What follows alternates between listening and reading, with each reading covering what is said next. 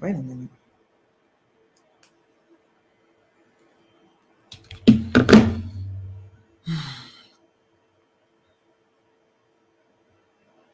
Y'all had a time last night? I didn't have a time yesterday. I didn't have a time yesterday. I don't like drama, y'all. I don't know how people do that. This is why I like being by myself. I don't like being around too many people. Hey, Miss Patrice. Yes. So let me tell you what I do. Because I wanted to come on here. I wanted to talk about femininity maintenance, right? I don't like subjecting myself to hostile environments. When I decided to take my healing journey seriously, that involved me not being around certain family members, not being around certain people, not entertaining certain men. Like it really involved me being very selective about who I would allow to have access to me. And um, when you take yourself out of survival mode energetically, you become sensitive, like very, very sensitive. Your energy becomes sensitive. Your energy can easily be drained when you're being sucked back into an environment where you need to be in survival mode, but because you've taken yourself out, um, it drains you really fast. So that's like leaving an environment, healing from that environment, and then putting yourself back in that environment. It's a lot. I don't know how people do it. Like it's a lot. Um, Yesterday was supposed to be a conversation. Um, it wasn't supposed to be an argument. It wasn't supposed to be a debate. I don't know where people are getting that from. It's sad that Black people don't know how to have a conversation. Everything got to be an argument, and it shouldn't. I mean, of course, when you're trying to resolve things, um, things may get a little heated, but it's not an argument, though. I don't know. Um, when you're trying to have a conversation, it involves you listening. It actually involves you being a listener. I don't think Black people know what effective communication is. I'm realizing that it involves you listening.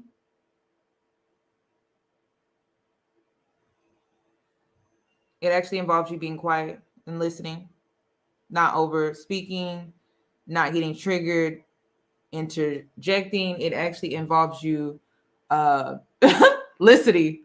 And I know it can be difficult for some people. I know it can be difficult for some people, especially when your first reaction is to get defensive. I get that. I do. Um, but that's the only way you're going to have effective communication is if you have the discipline to be able to listen without getting defensive. This goes for both men and women. I think that's why a lot of these panels are toxic because we don't know what effective communication is. We think everything is a debate or an argument.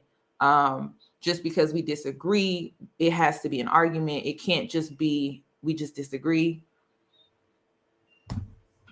It's actually really sad. Um, I'm a person that's willing to listen, just hold the disrespect. That's all I ask. Another thing that I wanted to add is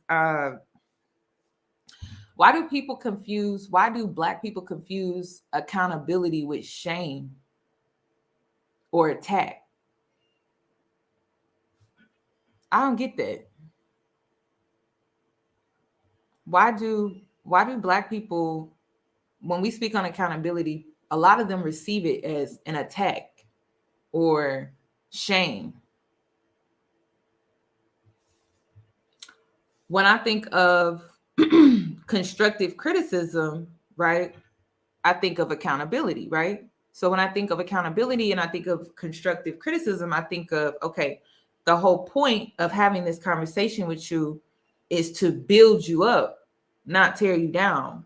So when we speak on accountability and we speak on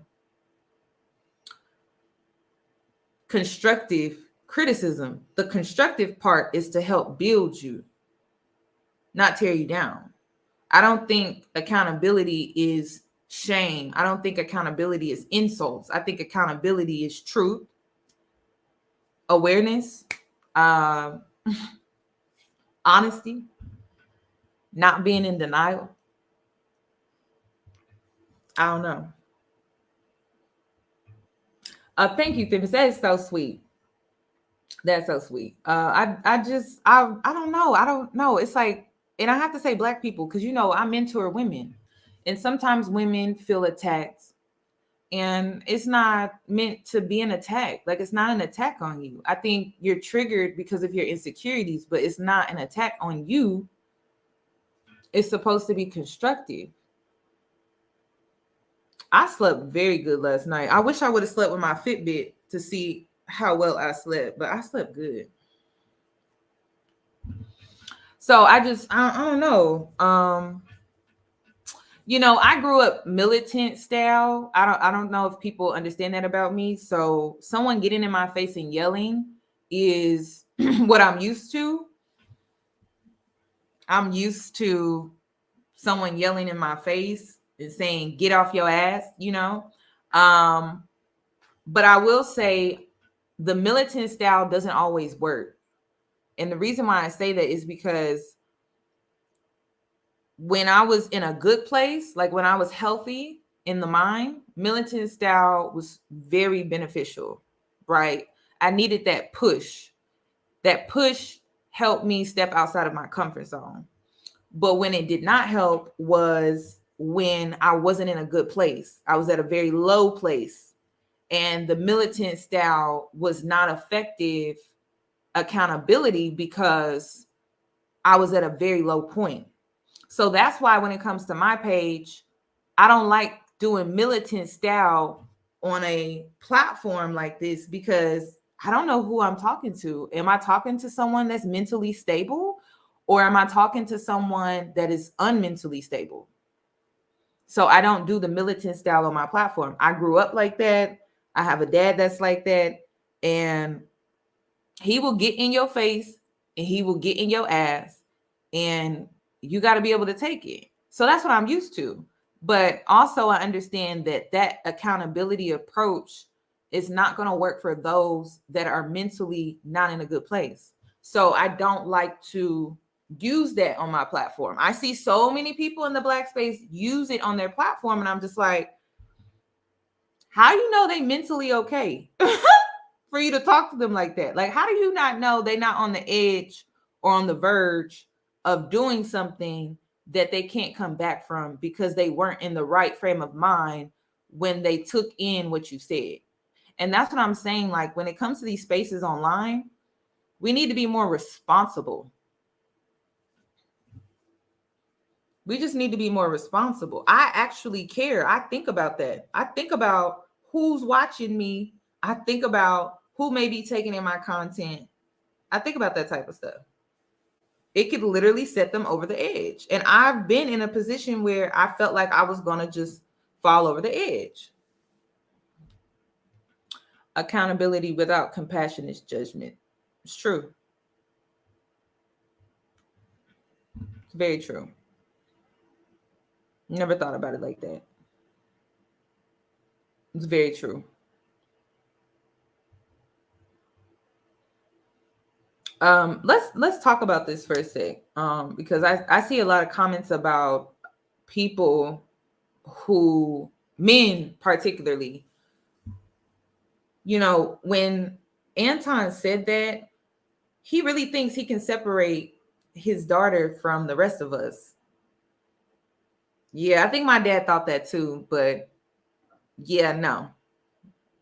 Doesn't work that way. I wish it worked that way, but it doesn't work that way. The message that you give to young Black men is the message that they're going to carry out here in these streets. And your daughter is not going to be off limits with that. She's not. She's not.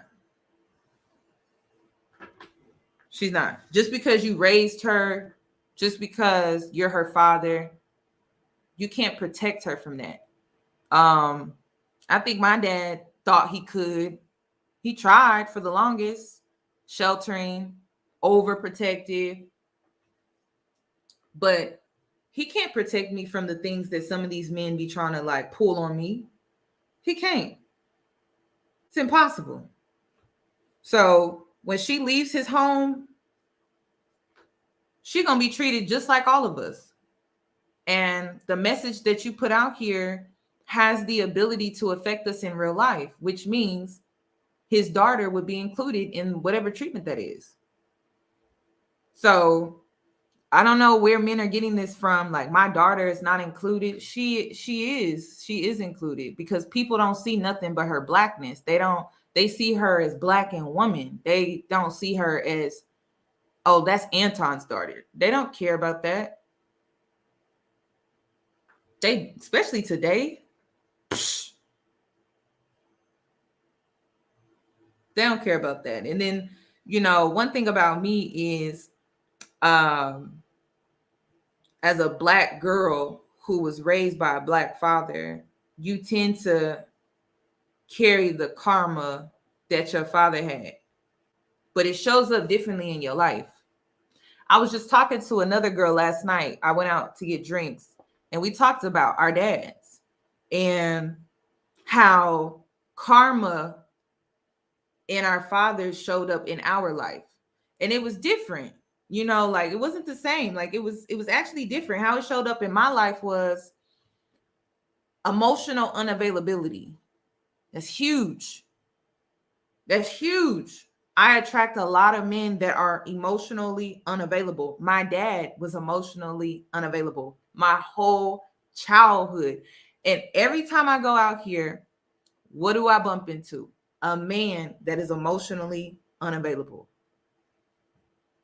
My friend that I was talking to, her dad never showed up for her. So her dad would make comments like, yeah, I'm going to do this, I'm going to do that. She constantly meets men now that say one thing and don't follow through. And I think it's interesting because how it shows up is so similar, but it shows up in our lives differently. So she attracts a lot of men that don't follow through. Like, they create and make broken promises just like her dad did. And then I attract men that just don't know how to show up emotionally. It's just huge. So we tend to attract our dad's generational karma, trauma, whatever you want to call it, right? It tends to show up in our lives, and it sucks. It sucks because the only way you can really overcome it is becoming aware that you keep attracting this type of male into your life. But then again, this type of male, that's who you come from. So ain't no running from it. No running from it. No, there's no running from it. You just got to face it. And how do you even deal with that? I'm still trying to figure that out. So I can't be a spokesperson for how you figure that out, because I don't know. I'm still trying to figure it out. If anybody knows, let me know. Like, let me know. Give me the cheat code, sis. Like, I need, like, how did you overcome that? How did you get past the generational trauma from your dad? And you got it from him. You did.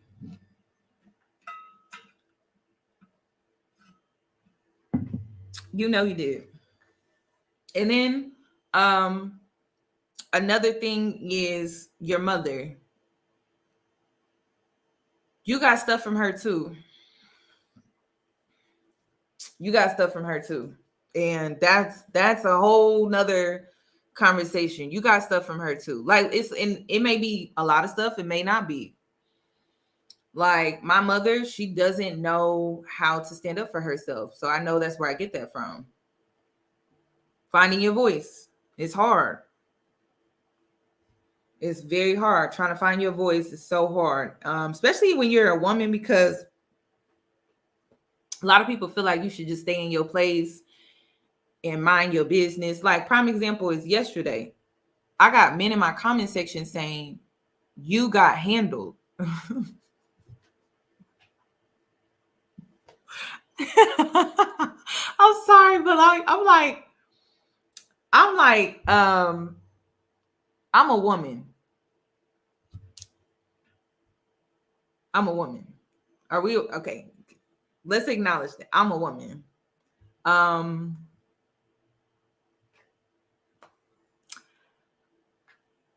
I'm not in my ego. Like I'm not a wounded feminine. Um, I'm not a wounded feminine. So because I'm not a wounded feminine, I'm not in my ego like that to where I would care about that, because that wasn't the purpose of the conversation. The purpose of the conversation was to get the point across that if Black women can't be respected, we don't need to show up. If Black women can't be respected, we don't need to share environments with certain people. If Black women can't be respected, right,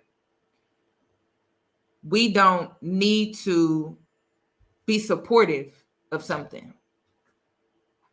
That's it. I don't know. I think that was weird. I don't know. I think men have this like weird obsession where like they want to humble you so bad.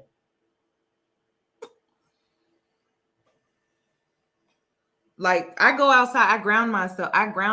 That's how I humble myself. I keep myself grounded. I go outside, I take nature walks, I meditate, I take care of my plants inside my home. Like I don't need a man humbling me. Like I just don't need that. It's my responsibility to keep myself grounded. It's not no other man's job out here to ground me. Like I think that's weird. And then to go about it that way, it's not, again, constructive. It's just shaming, bullying. And to the women, it's like, yeah, you should ground yourself. You should ground yourself and be practical. You should practice grounding. You should.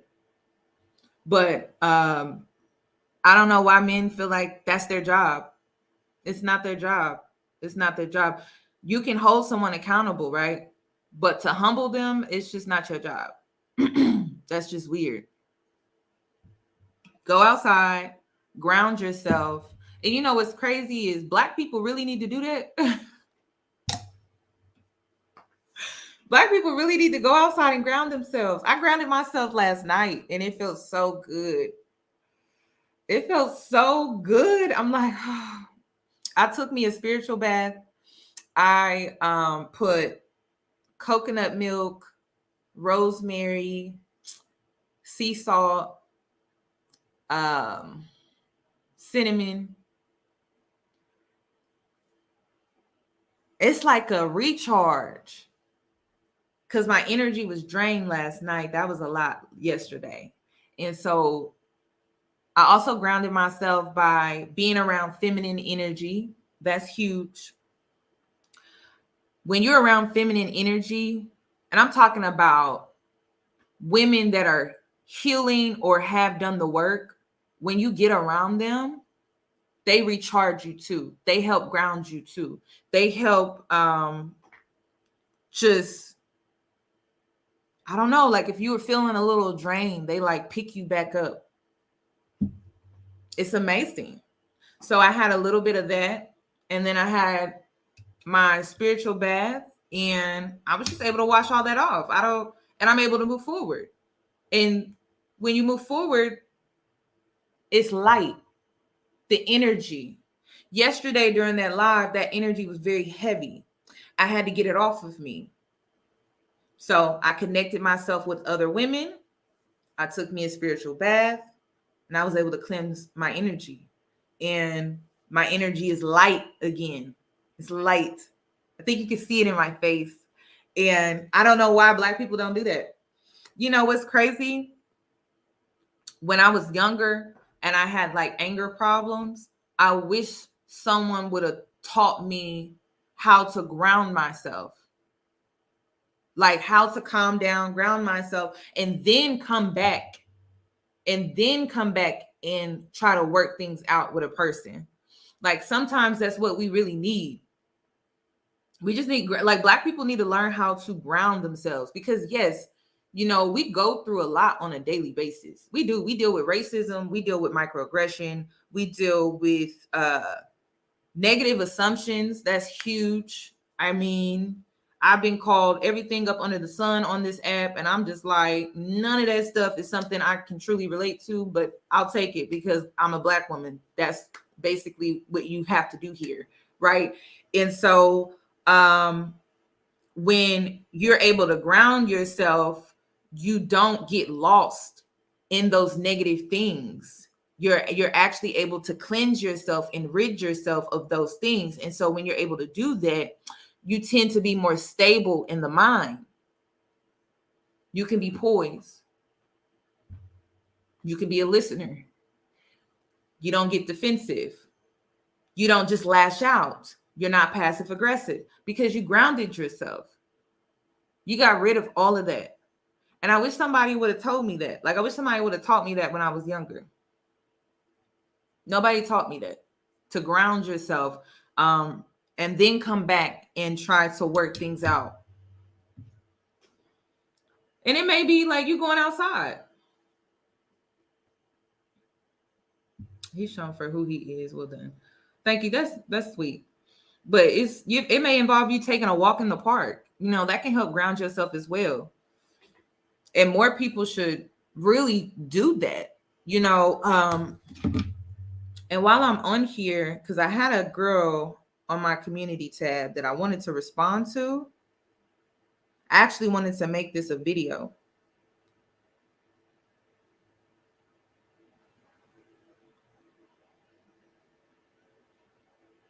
Okay. She said, "Hey, Yanni, you are so beautiful to me. Your energy is so beautiful and elegant to me. You are very classy. And from the way you speak and the way you dress, you are soft.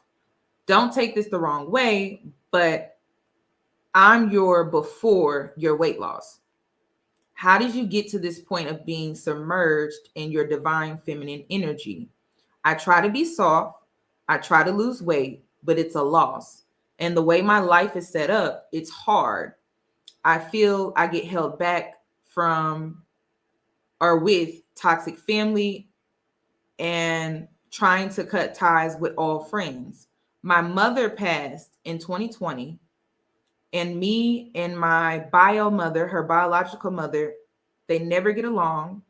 And she's saying that she is a version of Tokyo Toni. Oof. If you know what I mean. So having a feminine example is hard for me. I'm 24 years old. If you could explain, please have some advice on how to thrive and grow in your femininity. Honestly, I always tell the story about how when I first tapped into my femininity, it was fake. It was fake as hell. Just like you, I didn't have a woman really explain to me what my power was. Like I thought it was like these external things, and it wasn't. So when I first tapped into my femininity, it was fake. It was shallow.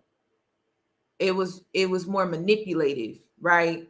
Especially after weight loss. You can manipulate men with your beauty. You can manipulate men with desirability. You can manipulate men with being flirtatious, right?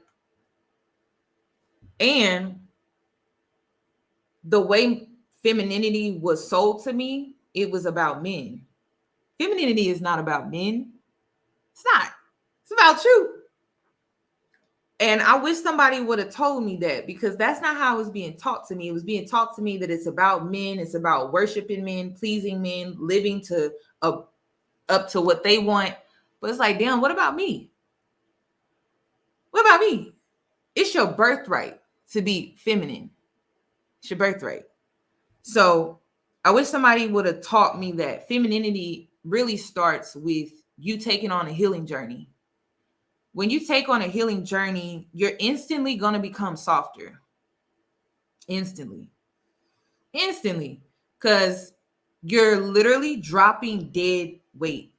Like you're getting rid of things that you were holding on to. And in some cases, you didn't even realize you were holding on to those things, but you were holding on to them because you hadn't really confronted these things within yourself. Again, self, right? Your birthright.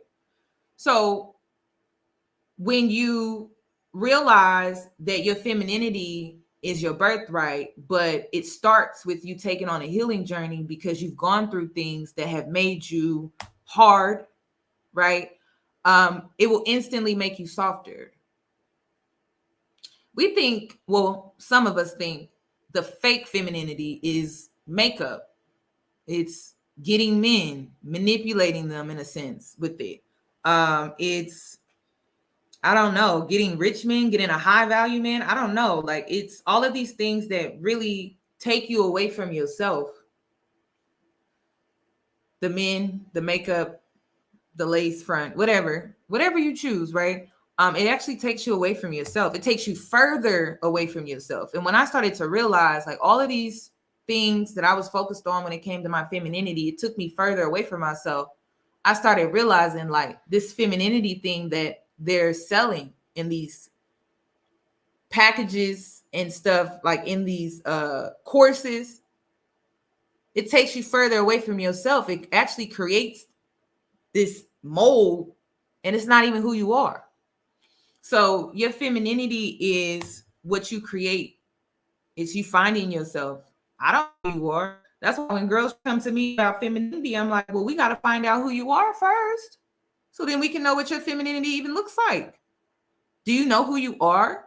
Do you know at the core of who you are? Do you know who you are? Like I know myself. I'm not confrontational. I don't like drama. I like perspective. I like hearing perspectives. I like individuals. I don't like going along just to get along. I don't like going along with crowds. I don't like fitting in. I don't like being cool. I think being cool is so uncomfortable for me. I just don't like it. Do you know who you are? I'm a popular loner. So a lot of times you will see me by myself, but a lot of people want to hang out with me. Do you know who you are? You got to know who you are. And when you try to tap into the fake femininity, it takes you further away from who you are. And I started noticing that. So I started focusing on taking a different approach, which it made me go to therapy. It made me go to therapy. And oh, girl, when you go to therapy, your therapist be telling you stuff you don't want to hear. She bring things to your attention that either you was in denial about, and then nobody talks about the denial. Oh my God. Living like being in denial. That's a lot. That's a lot. And then your therapist is telling you you're in denial, which triggers your childhood trauma, right? Because you don't like feeling like something's wrong with you or you did something wrong or you caused this, right? You don't like taking that on. But that's what accountability is. It's like, damn, you know what? I actually messed up. You know what? I could have did this better. Your therapist is going to remove your ego because that's the only way you can actually receive her treatment. You can't receive her treatment if you go to her in your ego. You actually have to remove that. And then once you do that, then you can actually receive the treatment that you're paying for, by the way. Okay, because therapy ain't cheap. You paying what, $100 to $150? You better remove that ego. Because I'm telling you, you're not gonna be able to receive the treatment. You're not gonna be able to receive her treatment, and you wasting your time, you wasting your money. So when you start therapy, you got to remove your ego. And then that's when you start to unpack and look at the wounds that you have gathered throughout your lifetime. A lot of times we protect our wounds with ego. We do. It's like maybe you got picked on when you were younger, right? And so now you have quick comebacks. That's you protecting your ego because you don't want to feel how you felt maybe at one point where you were bullied and somebody was picking on you, somebody was centering you out. And so now you guard your ego with cutting people down with your words. It happens a lot. So I would say when it comes to a femininity journey, a real one, is going to start with you healing from your past. And it's going to instantly make you softer. Instantly. It's going to instantly make you softer. Then when you start with a healing journey, you start to take yourself out of survival mode. When I started taking myself out of survival mode, I started having weird experiences. Like I was tired a lot. I was tired. I'm like, why am I always tired? This is so unlike me. I'm always go, go, go, go, go, go, go, go, go. But when I was taking myself out of survival mode, I was transitioning from taking myself out of survival mode. I started realizing I was tired a lot more. And this therapist told me that the reason why you feel tired more is because you're not in survival mode. So that means you're not high sprung, just running around on adrenaline. So because you're removing yourself from survival mode and that adrenaline is being removed, your body is actually able to identify with how tired you are. You need to rest. So what do? You find yourself sleeping more. And it's so unlike you. It's so unlike you. But at the same time, it's also needed for your healing journey. It's needed for you to sleep because you were in survival mode. Like sleeping was actually a luxury for you. You had insomnia. You would keep yourself up at all hours of the night. You be up 2, 3, 4, 5 o'clock in the morning. But when you take yourself out of survival mode, you actually give in to the fact that you're tired. You actually don't allow yourself. And at first you do. You feel guilty. You feel guilty for sleeping. You do. Because you're like, this is so unlike me. I feel lazy. I feel like I'm not getting after it. But this is just a phase.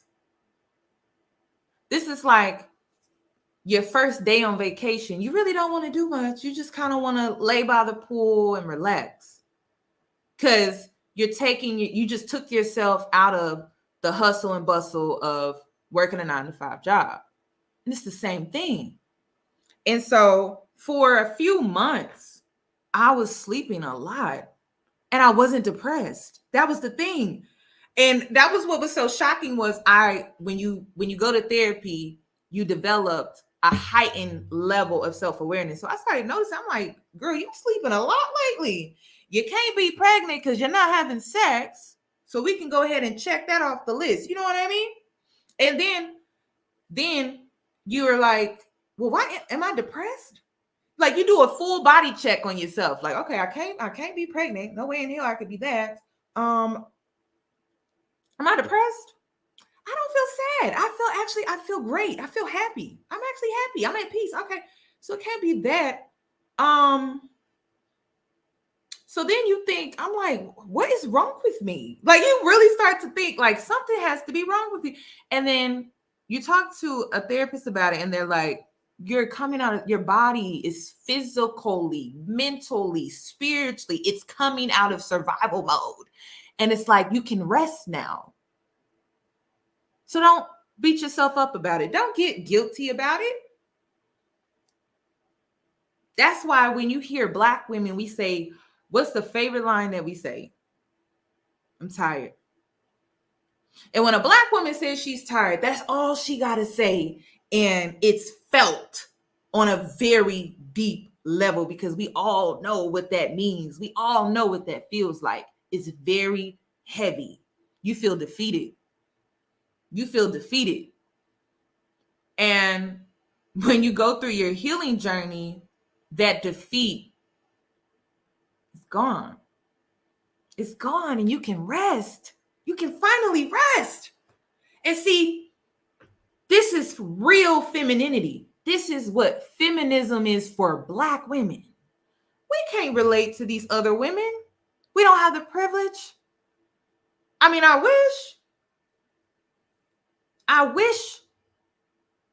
wish I could have been out of survival mode long ago.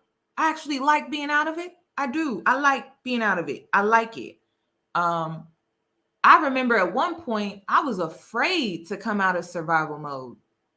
I was afraid because I was afraid of what someone may do to me. I was afraid someone may hurt me. But I learned that you have to have duality in this world. You have to have duality in this lifetime. You do. You have to have duality. And when I tapped into my femininity the first time, it was fake because I allowed things with men because I was taking in toxic rhetoric online about, oh, you hit the wall. Okay, so that means if I hit the wall, I'm desperate, right? I should be desperate for a man. So that means I need to stick by this man, even though he's not good for me. He's showing me signs he's not good for me. But because I've hit this wall, I must stay with this man. Found myself in a narcissistic relationship. I don't even claim the relationship. A lot of people get confused with my story because they're like, was she in a relationship or was she not in a relationship? I don't claim it because it wasn't real. It was fake. It was performative. It wasn't real. And when you realize when you are in a narcissistic abusive relationship, that your therapist points out to you, by the way, because you like, what is that? I need to go. This before narcissistic abuse was even a thing. I'm like, what is that? I had to go look it up, look into it. I'm like, oh my God, this happened to me. Oh my God. Oh my God. And the thing that helps you heal from a narcissistic relationship is knowing that it wasn't real. It wasn't real. Your experience was real, but the relationship was not. And that helps you heal from it. And because you know how we get, some women, we get in our heads and we rationalize abuse. We rationalize disrespect. We rationalize and rationalize. And it's taught to us, especially as Black women, we are taught to rationalize to a level of delusion. And you try to convince yourself it wasn't that bad, but it was. It was that bad. It was really bad. You know what? You didn't deserve that. You didn't. So I just don't claim that. I don't claim that. There's just things in my life I'm not claiming. And when you realize, I don't know if you've ever dealt with a narcissistic abuse relationship, but they charm your family too. They bring the family in on it. It's sick. It's sick. It's sick. It's sick. It's sick. They'll charm your grandmother. They'll charm your mother. They can't really charm your daddy and your brothers because they're men. Men peep game way easier than women do. You can blind a woman with charm. I tell y'all that all the time. A woman can be easily blinded by charm. But a man charming another man, no. They're not going to go for that. They're not going to go for that. A man cannot easily be charmed, but a woman can be. So I had to watch this man charm my mother, my grandmother. The whole thing wasn't real. It was fake. So you got to understand that part of your healing journey is realizing that some of the stuff that you went through, it happened, but the situation wasn't real. Like the relationship wasn't real. It was all a game. It was all a game. It was all a game. And that's how you kind of keep yourself grounded and practical. Like, girl, ain't no rationalizing that. Ain't no going back to that. Are you crazy? And so you think about this wall that men talk about online and you just like, but why is it peaceful though? Because when I was in this relationship, it was not peaceful. I was stressed. I look old. I had bags under my eyes. I look sick. Like it really looked like someone had sucked the life force out of my body. And I was just going through the motions. And I was so miserable. But I stayed. And you know what's so crazy about it? I don't even blame him. I don't, because I could have left. I could have left way sooner. But I didn't. I could have left sooner. But I stayed listening to that content, taking in that rhetoric, taking it in, taking it all in. And I'm literally holding on by a thread. That's where the fake femininity got me, in a narcissistic relationship with a man, desperate. And I wasn't happy. It sucked. I felt trapped. I felt isolated. I felt like I couldn't talk to people really about it. And it just, that's what it was. So when men come in my comments and they talk about a wall, I joyfully hit it. Joyfully. Jolly. I haven't been this happy in a very long time, if I'm being completely honest. I haven't. I have not. So I don't know who need to hear this, but hitting that wall when you have your peace, it's magical. It's magical. It's magical. It's beautiful. It's like, it's spiritually nourishing. Like it's spiritually nourishing. And it's like, why was I so afraid to choose myself? Remember when I said the fake femininity, it takes you further away from yourself? Because it does. It takes you further away. Further away. But my healing journey brought me right back home. And I met myself for the first time. I never really knew who I was. I never knew who I was. I never knew. I never made that connection with myself. You know, we focus on making connections with other people, but we never think about making that connection with ourselves. When you make that connection with yourself, you find yourself. You know who you are. You know what you deserve too.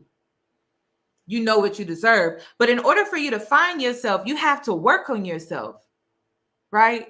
You have to work on yourself. You have a shadow side, then you have a light side. And your shadow side should actually complement your light side, but you haven't came to that realization yet, because facing yourself means facing your flaws. And so you don't want to do that. You don't want to see your wrongs. You don't want to see your faults. You don't. Seeing your wrongs and seeing your faults is hard.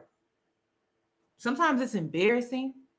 Yeah, it's embarrassing. It's embarrassing. It makes you feel bad, down. And I think the reason why we get triggered in that way is because people have came in our lives and have made us feel that way. And we used to be able to put the blame on them. But when you look at your faults and you realize that all these faults that you have, the shadow side that you have, there's no one you can blame but yourself. And it's like, that's hard for you to eat. But you got to eat it.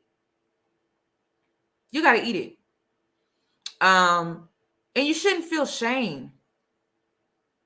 When I think about my faults, when I think about my wrongs, and I accept them, I acknowledge them, right? I improve them, whatever the case may be. I feel empowered. I feel free. I feel liberated. This is the liberation that women should be speaking about, but it's not the liberation that we tend to focus on. But there's liberation in this. There's liberation in accountability. You never have to walk around embarrassed or feel embarrassed. You don't, because you own it. You're like, yep, this is who I am. I can't change it. I can't. Yeah, I made those mistakes. I can't change it. I can't go back and rewrite what I did.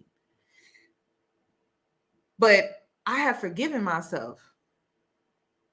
I have. So you can't change your past. You can't. And then why would you want to, though? Like, why would you want to change your past? It taught you so much. You know, Anton said he doesn't believe in redemption. I do. I do. Because redemption creates wisdom. You redeeming yourself creates wisdom. Me redeeming myself, people are like, oh my God, you're so wise for your age. Redemption creates wisdom. And the only way you can redeem yourself is through accountability and self-awareness. And then once you do that, you carry this wisdom and you can help people. It's crazy. It's crazy. It's crazy. You can help people. And you realize that you wouldn't change anything. You realize you wouldn't change anything because part of your redemption was you gained so much. Like you found yourself. Your redemption story was you finding yourself, you loving yourself, you falling in love with yourself, and you making that connection with yourself. So would you really go back and change everything? No, you wouldn't, because you don't think you probably would not have came to this conclusion if you didn't go through everything. So it's like no. We don't even want to take the risk on changing anything, because if we change one thing, it may change how we redeemed ourselves. So we just gonna let it be. We're gonna let it rock. It is what it is. And you know, I don't know why it's hard for Black people to just accept that. Like, you did it. You did it. Now, what you gonna do about it? What you gonna do about it? Because you have the power to change your life. Like, people don't understand that. I have changed my life so many times. So many times. So many times. You have the power to change your life today. You have the power to log off this live and be like, you know what? We doing things differently. Just like that. Just like that. But you gotta own your wrongs. You gotta own your faults, though. And that's hard. That's the challenging part. I'm telling you, looking in that mirror and you don't got nobody else you can look to, that ain't easy. If it was easy, I think everybody would be doing it. If this what I'm talking about is easy, I think anybody would be out here doing it. But that's the thing, it's not easy. And you know what's so crazy is some people think accountability is weakness because they want to come across unbothered, or, oh, I can do no wrong. They see it as a weakness. Like, I can't show them. Really? Like, I think it would show your strength. It would show your strength. It would. It would show your strength, in my opinion. And the reason why I see it that way is because why are people afraid to do this? Like, why? Like, why are people afraid to do it? If it was so easy, and then you do it, doesn't that show your strength? But other people have a hard time doing that. Wouldn't that show your strength? So I don't know. I just feel like people gotta understand that. Like, people gotta understand that. I've done some dumb things in my life. And I really want to talk about the time when I was younger. I wanted to blame everybody. I did. I was angry. I had gone through a lot of stuff. Like, growing up in a household with a father that has trauma and he projects it on you. That's a lot. That's a lot. That's a lot. And then your mother, she doesn't show you affection like that, because it's not until later you realize her mother didn't give her that. So this whole time, you being neglected, emotionally abandoned by both of your parents, right? you realize you wanted something or you needed something from them that wasn't given to them. It wasn't even given to them. And you held it against them. You held it against them. You held it against them. You grew to resent them. You even hated them at one point. Let's be real about it. You hated them. You couldn't stand them. And then you get to a certain point in your life and you realize, I was expecting something from them that they didn't even get. They didn't get it. So my dad didn't have a dad. And there were things that I needed from him as my father, but he couldn't give it to me because it wasn't given to him. And I had to eat that. Then my mother, same thing. She's gone through things in her life that I know nothing about. She probably not going to tell me because y'all know how Black people are. You know how they are. So I'm expecting these things from my mother, and I'm coming to the realization her mom never gave it to her. Her mother never gave it to her. And this whole time I was growing this resentment towards her. Like, why wasn't she there for me? She abandoned me. And we lived in the same house. That's what's so crazy. But that emotional availability, it was never given to her. She doesn't even know what that looks like. She has no idea. That's why when you're the cycle breaker, right, you come to these realizations.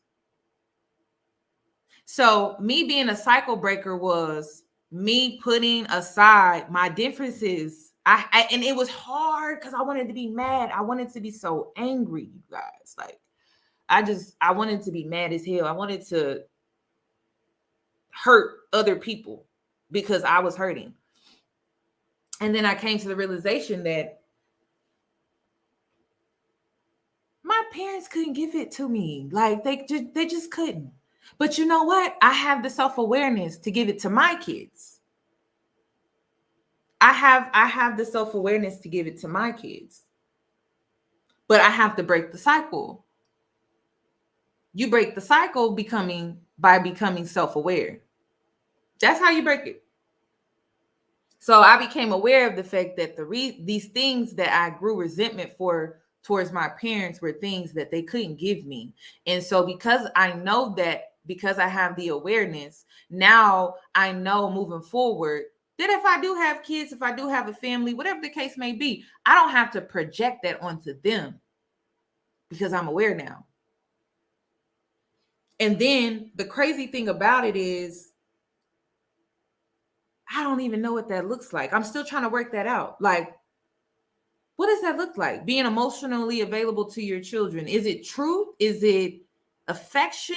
Is it encouragement? I never got that. Like, my parents never said things like, oh, I'm proud of you. They never said that to me. They say it now, but growing up, they never said that. They never said it. It made me always feel like, oh, I'm never good enough. I'm never good enough. And then you get into that people pleasing cycle where you're like, okay, if I do this, will they show me love? Will they give me that affection? Or if I do this, will they give me that recognition that I'm looking for? Like, they see me. Do they see me? Hey, do they see me? And I mean, like, see me, not, a lot of times Black parents, they do for you, right? A lot of Black parents, their love language is acts of service. But when it comes to like affection, oh my God, it's like pulling teeth. And then we wonder why there's so much chaos in the world. And we wonder why we're in a generation now where it's full of ghosting. It's full of, I'm not expressing how I feel. R&B is dead. Hell, R&B is dead because, I mean, there ain't no inspiration.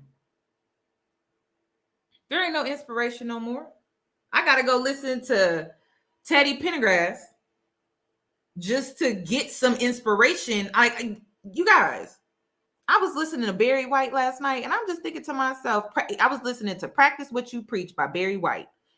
And I'm thinking to myself, like, wow, that's how they used to talk to women back in the day. This is how they used to talk to women. I mean, that's how they used to talk to women. That's how they used to talk to women. Now it's bitch this, bitch that, hoe this, hoe that. I'm like, but back in the day, they used to talk sweet to women. Now,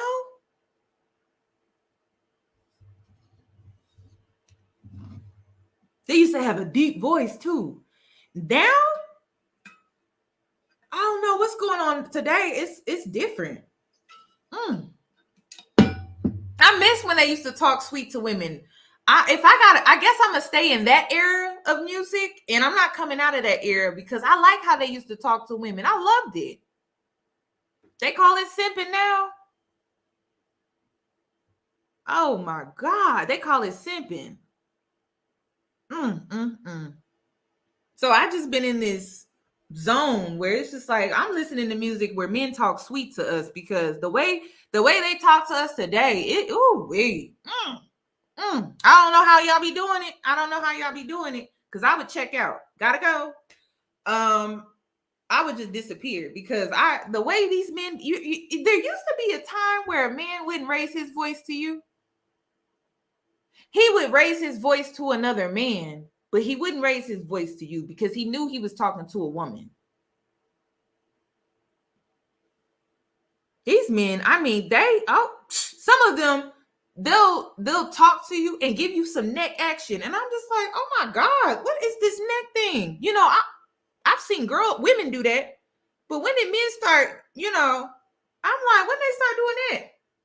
So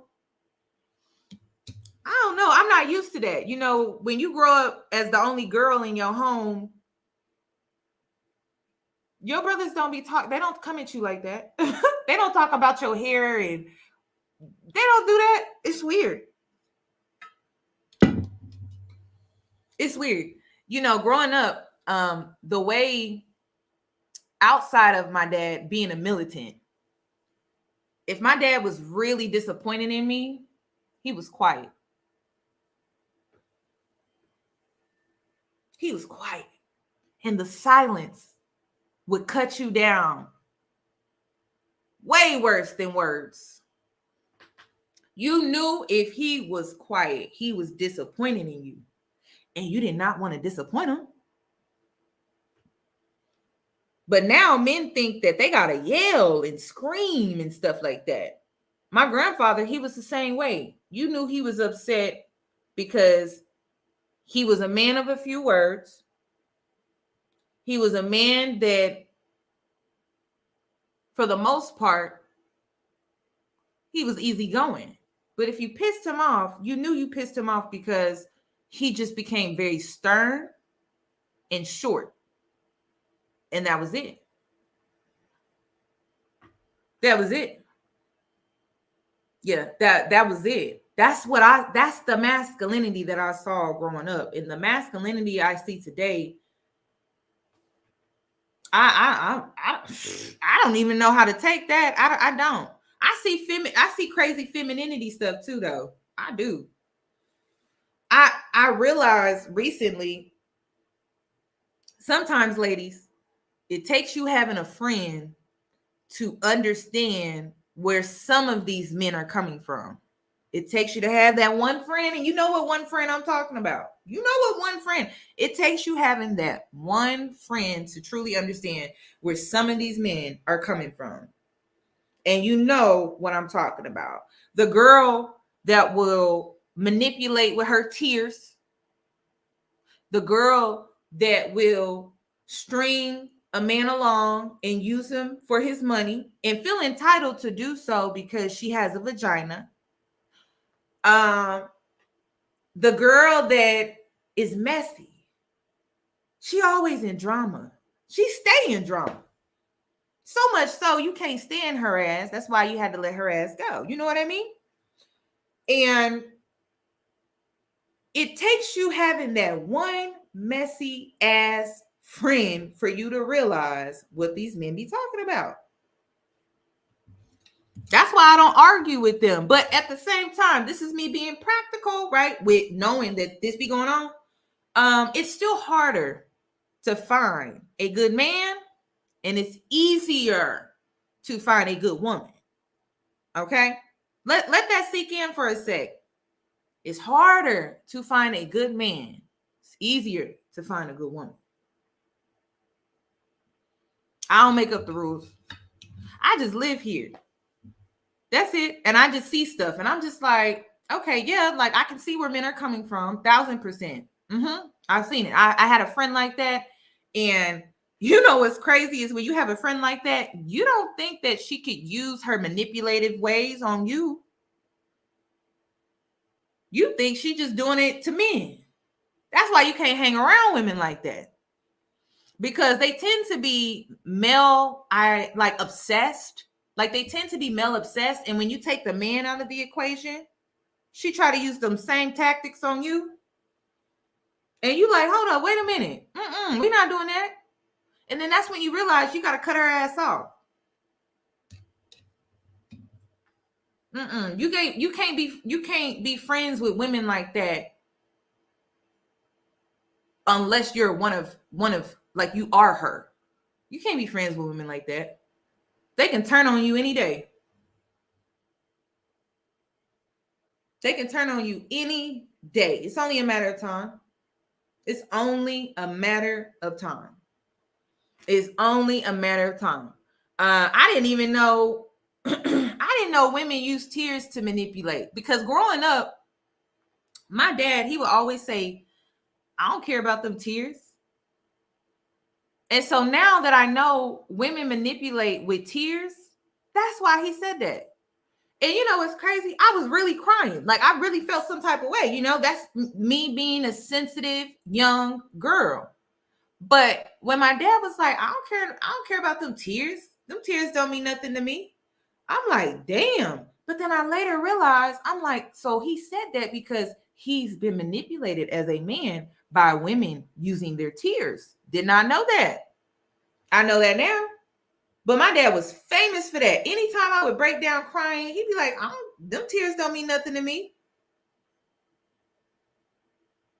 And then you start to hang around women that do that. And you be like, that's crazy. You know, they say all you got to do is live a little longer. You learn more. You live a little longer. You learn a lot. So I don't think, I've never used my tears to manipulate somebody. I think that's crazy. I think, isn't that like a psychopath? Isn't that what that is? Isn't that a psychopath? Isn't that what a psychopath is? Where they can turn on their tears, turn them off, get what they need, and then turn them back off.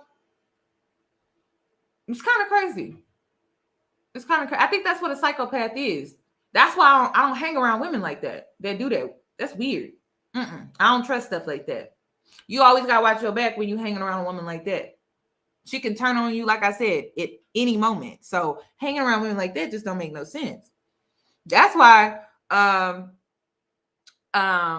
men who engage in with women like this is insane. And you know what's crazy? They be trying to change these women. I'm like, they trying to Captain Save a hoe. She don't want to be saved. She don't. That's all these podcasts. Listen, these podcasts, let me decode them real quick. Male podcast, save a hoe. That's exactly what it is. Because these podcasts not talking about women like myself. They're talking about women who don't want to be saved. Because the women like myself, we're out here doing the work. So you're literally talking to a group of women that don't want to be saved.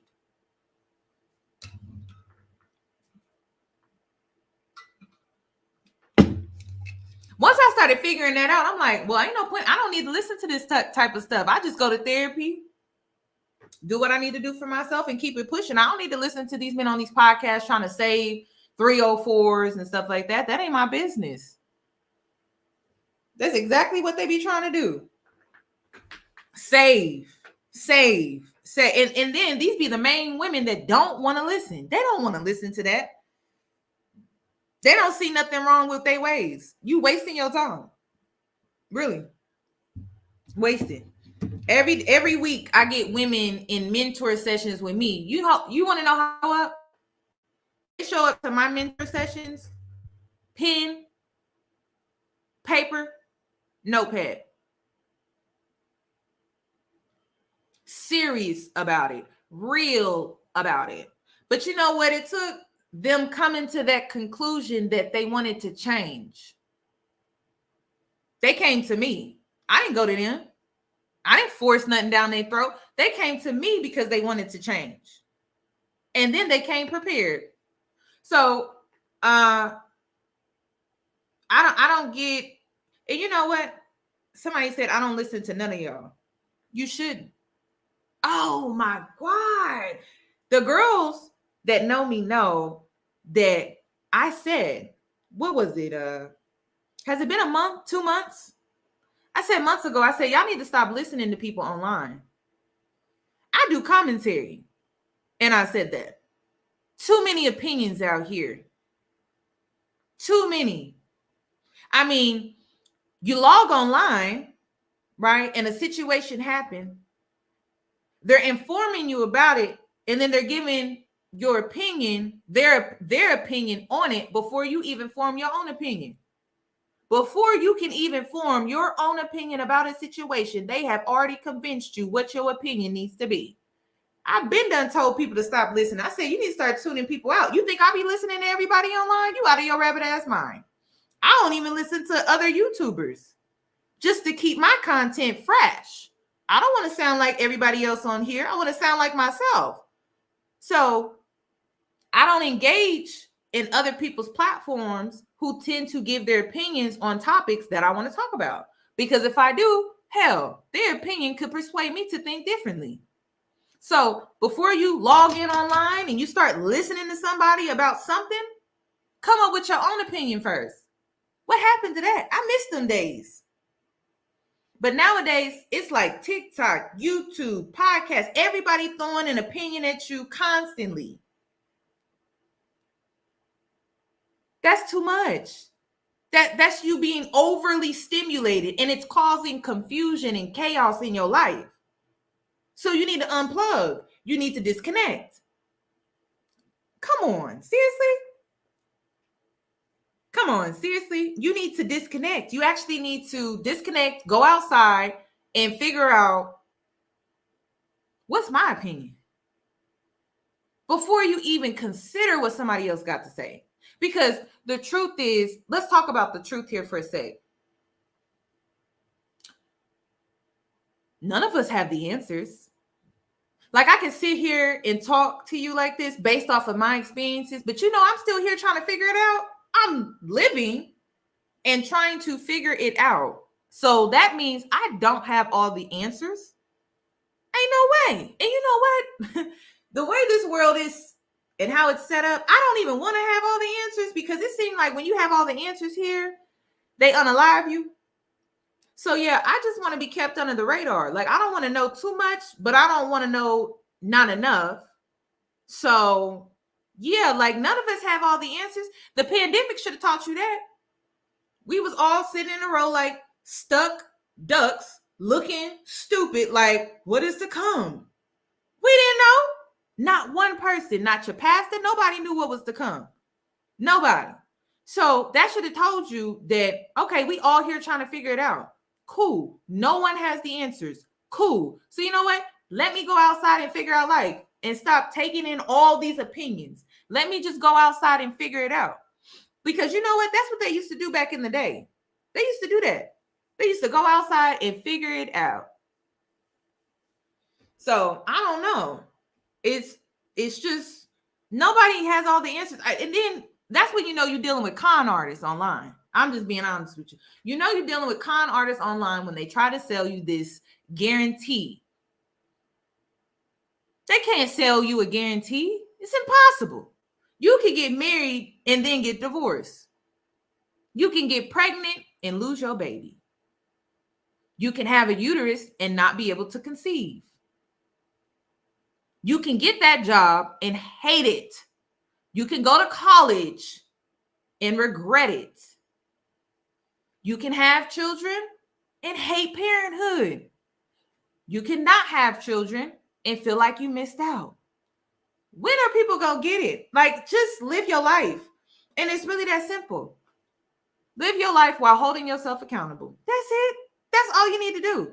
But you know, we live in a society where it's like, people want to fight about living one way and that be the right way, the righteous way, the only way. And that's just not even realistic. We are individuals. We all want differently. So on my page, I don't be trying to sell people gimmicks. I'm not a con artist. I don't have nothing to sell you. Go outside, touch grass, talk to people. Have you talked to people lately? I love going places and just talking to people, meeting people for the first time, just to have a conversation with them about any and everything. Just to know people, learn people, understand people and stuff like that. And people from all different walks of life, different backgrounds and things like that. Because I know I don't have the answers. So I wonder what they could teach me. That's it. People make living life hard. Like, it shouldn't be this hard. It really shouldn't. It should not be this hard. But I'm telling you, it's time to unplug. Okay? It's time to unplug. There's too many people out here giving opinions. Too many people with microphones. Too many. Too many to where you can easily be misled. You can easily be misled. Easily be misled. So you need to unplug. You need to start figuring it out for yourself. Because like I said, the pandemic taught me that nobody has the answers at all. And we all in the same position, stuck in a system, working day to day in a cycle. What is it? A weekly, monthly, quarterly, yearly cycle of working, being laborers for who? For whom? I talked about last night, taking yourself out the matrix. We in a loop. We literally do the same thing every week. It's the same. We go to work. We pay bills. That's it. We go to work, we pay bills, and that's it. And then we try to have some casual downtime in between, and that's a luxury. That's a luxury. That's crazy. That's crazy. So when you take yourself out the matrix, you start to see like, damn, this is a system for real. And I'm just a slave. And the only people here that really benefit from this system are the rich, the elite, the wealthy. Got it. That's how my mind be working. That's how, and ain't no when, and this is the thing about, you can mentally escape the matrix, but you can't physically escape the matrix. So when the pandemic hit, we were all sitting where? At home, in the house, locked up. Felt like we was doing jail time. At least we could go outside. They did allow us to have recess. You get what I'm saying? They allowed us to have recess. They always allow us to have recess, but you must get your ass back to work. And then they want to punish us now. Because a lot of us, we went through the pandemic. We started our own businesses. We like, oh, we don't want to work. Not like that. My parents, they've worked at the same job 30 years. That's crazy. I don't even think they had a real life. Like, they just work to pay bills. I hate that for them. I cannot stand that is what their life was. That sucks. And so a lot of people are waking up to that. A lot of people. Us millennials, we really didn't have no choice because first it was 9/11, then it was the 2008 crash, then it was the pandemic. So we really didn't have no choice but to be like, okay, something got to give because this is a mess. So I hate that my parents literally came here, worked their whole life, sacrificed endlessly, and right before they could actually enjoy it, they up in age. It's sad. If that's not survival mode, I don't know what is. So I don't get mad at people. Like, people get really invested in people who don't want to have kids. People who are married who don't want to have kids. Single men and women who don't want to have kids. But when you awaken to the fact that we are in a system, we live in a matrix, and the only reason why they want you to have kids is to rebirth the next generation of workers. Do you really want to do that? Do you really want to bring kids here just to work here? And I look at these celebrities. They don't be looking happy to me. People be wanting fame. I'm like, fame? It don't seem like famous people happy. It don't seem like they that happy. It don't even seem like wealthy people happy for real. They be unaliving themselves just like us common folks. So it's like, what do they? And then, have you noticed recently? Because I said this last night. Have you noticed recently with these celebrities, they all taking a spiritual journey? And I'm thinking to myself, I'm very aware this is the year of the 7, right? The spiritual year of the 7. But I'm thinking to myself, what have they seen that I have not seen, where they have reached this level of what society has labeled as success? What have they seen to where they like, oh, we about to turn around and go back the other way because that ain't it? What do they know that I don't know? I need them to tell me what that is, because that don't seem right. You know, from a very young age, they would tell you, oh, go to school, get a job, live the American dream. Is this what the American dream is? Is this what it was? Because I'm like, this is what the American dream was? This is crazy. And then I said this last night. I'm like, my great grandmother, she had like 14 kids. And I'm just thinking to myself, I'm like, it had to be worser then. Am I just being a brat about not wanting to have kids for real? Because my grandmother, I'm thinking to myself, it had to be worse back then. But she still intentionally had 14 kids. She intentionally had 14. And I'm thinking to myself, was it worse than this? Because this is crazy. This is the American dream. This is not what they sold me when I was in high school. This is not the dream that they sold me. I actually want a refund. This is not this. This can't be the American dream that they talked about. I'm like, this is the American dream. Oh my God. And then they program your mind to believe in this American dream with like these movies. They try to like really sell it to you. But when you take yourself out the matrix, you realize we're here to do labor. Like, literally, we are here to do labor, and that's it. That's it. They allow us to create a family though.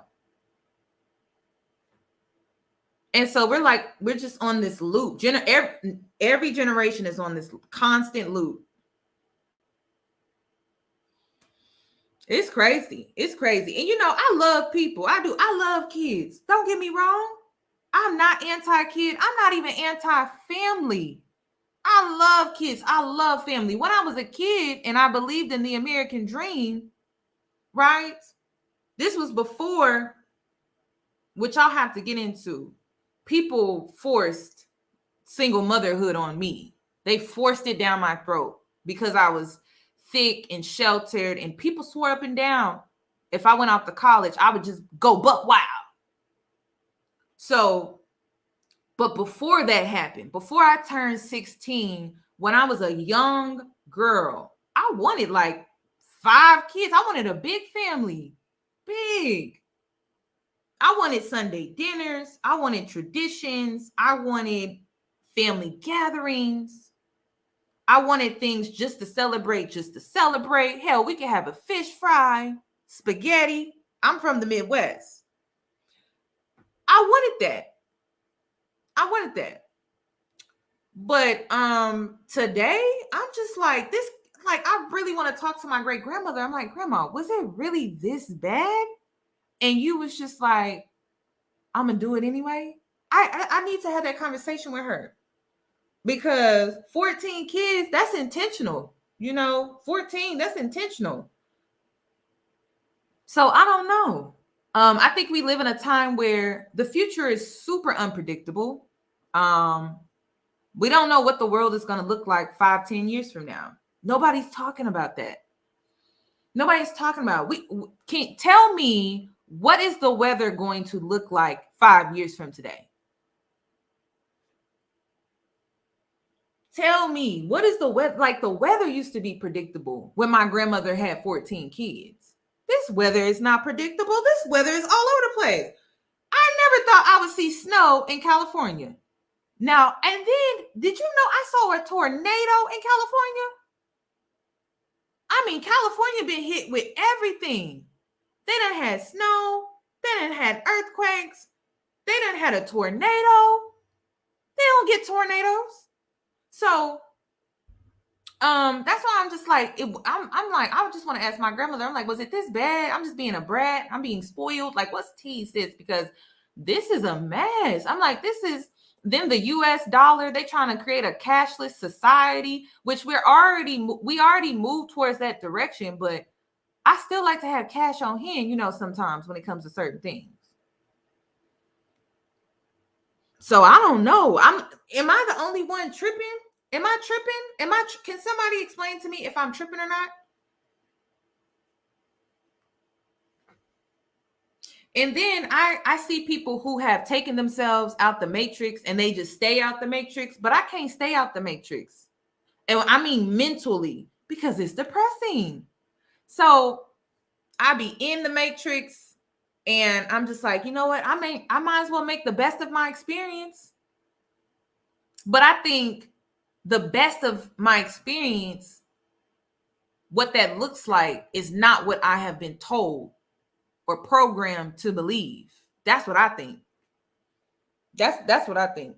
Because if that was the case, why are these people with money, why are they so miserable? Because I'm just thinking, oh, if I have money, my life, all my problems are gone. If I'm famous, like I don't have any issues, like I'm living the life that everybody wants, but I'm seeing how that ain't it. These people be looking miserable. And I can see why. I can see how. They're constantly seen. They have no privacy. That would suck to be famous. It would suck to not have no privacy. Everybody know your business. I don't even tell my mama stuff. Imagine you get online and you read something. You're like, how the internet know my damn business? My mama don't even know my damn business like that. But no, there are people out here, they be wanting to be famous. I'm like, you want your business out here in these streets? Because I wouldn't. You have no privacy after that. They take it from you. Just like that. And that's crazy. I think that's why they don't be happy for real. These celebrities don't be happy for real. I'm like, this is crazy. And then us regular folks, right? We look at celebs like, why are they complaining? Like, if I had that amount of money, I'd be on vacation living my life. But I don't know. I don't know what it is about being on that level where they can't enjoy what they have. But I be wanting to know. I need one of them to just come out and be real about it and tell me, what do you know that I don't know? Because then I can come to the realization that the American dream, it was an illusion. It was not real. So then I'm going to be here, right? I'm going to be in the matrix. I'm going to try to get the best experience that I can get from this experience, right? But what does that look like? Because it can't be what they're trying to sell. It can't be. It seems like what they try to sell aligns with capitalism, that money. that check. But it ain't me receiving that check. It's them receiving that check. You get what I'm saying? So that's why I think the American dream is an illusion that they sold to us, that had us believing it for a long time. And then the pandemic happened. It woke us the hell up. And now we like, this is a scam. I want a refund. That's what it's giving. So that's why I'm like, I've really changed my direction on things. Fame, that ain't for me. Having a lot of money ain't either. It ain't. They come after you when you have too much money in the system. You get to a certain tax bracket, they own your ass. Especially if you black. Like the other day, who did they unalive? The Cash App guy, the Cash App founder. I said, oh, they take your ass out. Oh, they take you out when they find out you done reach the level. And then right after they announced the founder was basically stabbed to death. Okay, that's what happened, right? Then they come out with FedNow, which is basically going to be replacing Cash App and PayPal. Yes, you guys, look into what I'm saying. Yes, they unalived that man. And then literally in the same week said, we have FedNow. There's a lot. There's a lot going on. You know, this, I tell people this all the time. You know something's going on when they hit you with all these distractions back to back. They overstimulate your mind back to back with these distractions. And you like, okay, something's going on, like some stuff going on behind the scenes, because they doing a lot right now to distract us. And I'm trying to figure out what it is. And you know how hard it is to stay focused in this society now? It's hard as hell. You lose focus so fast. You be like, oh, I'm down for this cause. I'm down for this cause. And then the next minute you like, damn, what was I thinking about? They are shortening our attention span at such an increasing and alarming rate, you guys. That's dangerous as hell. So it's crazy. It's crazy. Like, they are distracting. Whenever they distract heavily like this, they always trying to like hide something. And then they do it in plain sight. They do it right in front of your face. I tell people all the time, listen, Hollywood, okay, they put the truth in your face and they call it nonfiction. They do it all the time. And I'm like, how do y'all not see that? They put the truth right in your face. They call it nonfiction. And they say, it's just entertainment. Well, I'm thinking to myself, inspiration always comes from a place of truth. Always. Some of the best music back in the day was created from a real life experience. From a real life experience. It was created from a real emotion, a real experience. And so I think about these movies that they be putting out. How you come up with that? How you come up with that? How you come up with that? How? I ask myself them questions. I'm like, how you come up with that? Where you get that inspiration from? What you know, I don't know. What they not telling us that we don't know. But they put it in your face. And then the worst thing they do, the black folks, I feel like we get done the dirtiest. They put our trauma in our face and call it entertainment. You can't pay me to watch a slave movie. You can't pay me to watch reality TV. I don't want to see black people yelling and on the screen. Listen, I got real problems in my own life. I don't want to be entertained by that. They program us to be entertained by our trauma to keep us low vibrational. And we suck ourselves into that every single time. And it's so frustrating because it's just like what they did in black neighborhoods. They started putting liquor stores on every corner. And they planted these liquor stores just like they planted drugs in our neighborhood. It was to distract us, to numb us, to put us under so we would stay low. Not aim high, stay low. And they found a new way to do it. You know what my daddy told me? He's an Aquarius. He's an Aquarius. And I have to say he's an Aquarius because Aquariuses, they think so far outside. It's ridiculous. That's why I like talking to my daddy, because he be opening my mind. And I just be like, oh my God, that makes so much sense. So he said, he said, you know what they did to my generation? And I said, what? He said, they gave us drugs. You know what they did to your generation? They gave you guys social media. They gave you guys the internet.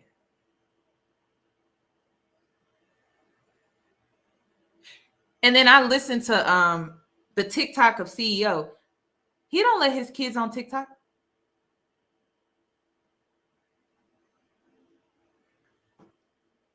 Y'all know how them Aquariuses be, okay? Them Aquariuses, they be on another level. And then you go up there with them and you start to see what they talking about. So I'm like, oh, he ain't wrong about that, because they didn't give our generation drugs. They gave every generation drugs, but our generation, they gave us social media. They gave us the internet. Crazy when you really think about it. And we don't know what the effects of all of this is going to be.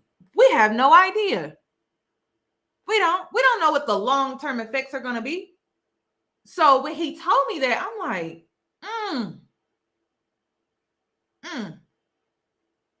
They had to put us under somehow, and I think social media is doing a great job of that. First, it was drugs, it was alcohol, it was all of these other things, but now it's social media, it's the internet. That's why I be telling people, listen, log out. Log out. Just go ahead and I'm gonna need you to log out. I'm gonna need you to disconnect because this is a lot. I'm gonna need you to go ahead and disconnect. These are the type of conversations I want to start having. I'm tired of talking about relationships. We don't even like each other. Let's be online. This is what's crazy about it. Online, we don't like each other. Offline, people tend to treat you differently. And I'm talking about both men and women. Men, women, men and women. They're not like super, like if you get sucked into the internet so much, you really think when you go outside, people just gonna pounce on you, literally. And in some cases, that's true, because Black femicide is real. We can't downplay Black femicide. But what I'm talking about is not everything's a beef. Not everything's a debate outside of social media. Like sometimes you can just go outside and have a conversation with somebody. And it don't have to be a gender war conversation. It don't have to be, oh, I'm trying to humble you. People are actually nice. It's crazy. Crazy. I realized the internet wasn't a real place when I got dragged on Twitter. This is when I realized the internet wasn't a real place. I swear to God, y'all, I got dragged on Twitter because of the Halle Berry situation. I went in to go get my hair done at the beauty salon. And as soon as I walked in, they were like, we saw you go viral. And then my beautician was like, she's 50 years old. So she knew Halle when Halle looked more, before her nose job, right? And she was like, girl, we knew what you meant. I said, damn, so the internet is not a real place. Girl, we knew exactly what you meant. I was like, oh my God, the internet is not a real place. I didn't have to explain myself. I didn't have to worry about somebody taking what I said out of context. They're like, girl, we knew what you meant. I'm like, wow. That's what I mean when I say the internet is not a real place. It's like, it's situations like that makes you realize the internet is not a real place. It's not. It's not. And then, y'all know how I am. I like to leave my house busted sometimes, like sweats, no makeup, I met so many girls in the beauty supply store looking raggedy and toe up from the flow up. And it's love. It's love. It's love. I'm telling you, the internet is not a real place. I need you to log out. Oh my gosh. I met so many girls in the beauty supply store. Hell, they know me when I come in. They be like, hey. I'm like, hey girl, how you doing? It's been a while. I haven't seen you. You know, that's how it is. But on the internet, it's like, I'm trying to be cute, you know, because people talk shit on here. People troll you and stuff like that. So it's like, I'm trying to be cute. But when I go to the beauty supply store, girl, I'm literally running to the store, getting what I need. And then I'm coming back home to do my hair or do whatever beauty maintenance routine that I'm trying to do. And it's love. It's not hate. It's love. So I don't know. Like I said, the internet is not a real place, you guys. That's why I'm like, you need to go outside. You need to talk to people. You do. You need to talk to people, get to know people. People. This is not about race. People. Just go outside, talk to people, and know about race. And just learn about race. And just people. And then if you talk to non-Black people, you start to realize, damn, my problems ain't that damn bad. I've talked to non-Black people, and I'm like, wow. So this is the other side. This is what their problems look like. Their problems actually don't look that different from my problems. I mean, of course, you know, being Black, that's a heavy thing to carry. Being Black is like this heavy energy that you have to carry. But when you strip, you know, race away and you listen to other people's problems, you be like, damn, their problems is just like our problems as Black people. We just Black. We tend to go about it a different way. But they be having the same problems that we be having. That's what be killing me about Black folks trying to put white people on a pedestal like they the standard for an example or some kind of some sort. And I'm just like, they ain't no example. They just like the rest of us. They not. They just like the rest of us.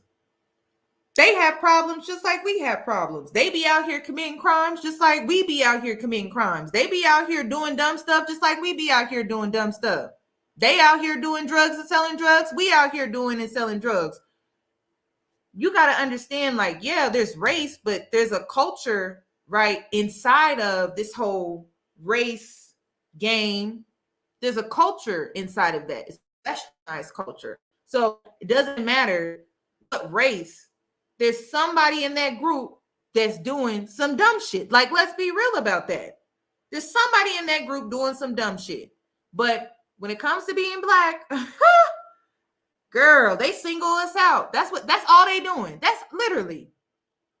It's like having a group of people, having a group of kids, right? They all bad as hell, but they single out the Black kid. That's all they doing.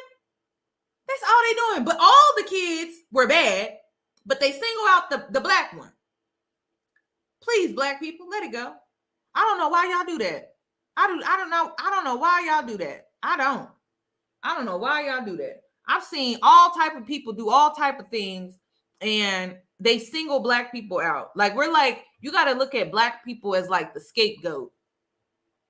People use this as the scapegoat to make themselves feel better, and then they try to separate themselves from us. They try to make it seem like our problems are way worse. And I'm just looking at them like, no, they not. No, they're not. Don't let these people gaslight you like that. We are just the scapegoat of society. That's it. We are the scapegoat. And we have actually like internalized that. It is really sad. It's we have internalized it to where we really think white standards is something we need to embody to be respected. And that's not it. We're just the scapegoat. You can embody them standards and they still not gonna like you. They're not gonna like your ass. You're the scapegoat. They need you to be the scapegoat. So it's programming. Thank you. That is exactly what it is. It's programming. This is why you need to go ahead and take on a healing journey. Come to these realizations. Go to therapy. Go to therapy. Because some of you are scapegoats in society, right? Because you Black. And then you also a scapegoat at home. It's a mess. That's why I'm like, Black people, we got a lot of like trauma that we don't acknowledge. We just internalize it, and then we're passive aggressive. We're triggered. we're all of these things. And if we would just go get the awareness, you're free. You instantly become free. That's why I'm like, I'll be like, okay, we're the scapegoat of society. Okay, I'm just not gonna take things to the heart no more. I'm not, because they're gonna always single us out, because that means if they single us out, their problems won't seem as bad or as bad. So I just don't take it personal. Listen, people try to project onto you and you can throw it right back onto them. You don't have to carry that burden. You don't have to carry the burden of being the scapegoat. You don't. You could throw it right back to them. So you can, when it comes to the matrix, you have the ability to free your mind. Right. It will involve you being a little delusional. It will, because at the end of the day, you still live in a system, but you can free your mind though. You just have to reprogram it. And that takes time. So you reprogram it by saying, oh, Black people are the scapegoat of society. We are constantly gaslit. Got it. Another thing that you can reprogram your mind with is, we do live in a system. We are required here to do labor. We're being monitored. We're being watched. They are listening, right? Everything. Have you ever noticed here that everything in this society is recorded? They document everything. Like we're some type of experiment or something. And I think that's so interesting. I do. I think that's so interesting. But you can reprogram your mind here. They're not going to tell you that. They're not going to tell you that. They're not. I can honestly say, after I reprogrammed my mind, before I was depressed a lot. Like, I dealt with a lot of seasonal depression, but after I reprogrammed my mind, I can't really remember the last time I was like depressed. I mean, of course you have your bad days, right? You have your bad days, but I don't remember the last time I was like, "Ooh, I'm depressed." It's been a minute, and it's crazy. My whole childhood depression. But then I don't know, when I reprogrammed my mind, and I honestly don't know what year this was, I started seeing how I'm not depressed. So I don't know who need to hear that. I'm telling you, that depression hit because you're programmed to want things that you may not even really want deep down. You're just doing it because that's what they tell you should do. They program you to believe that that's what you should do.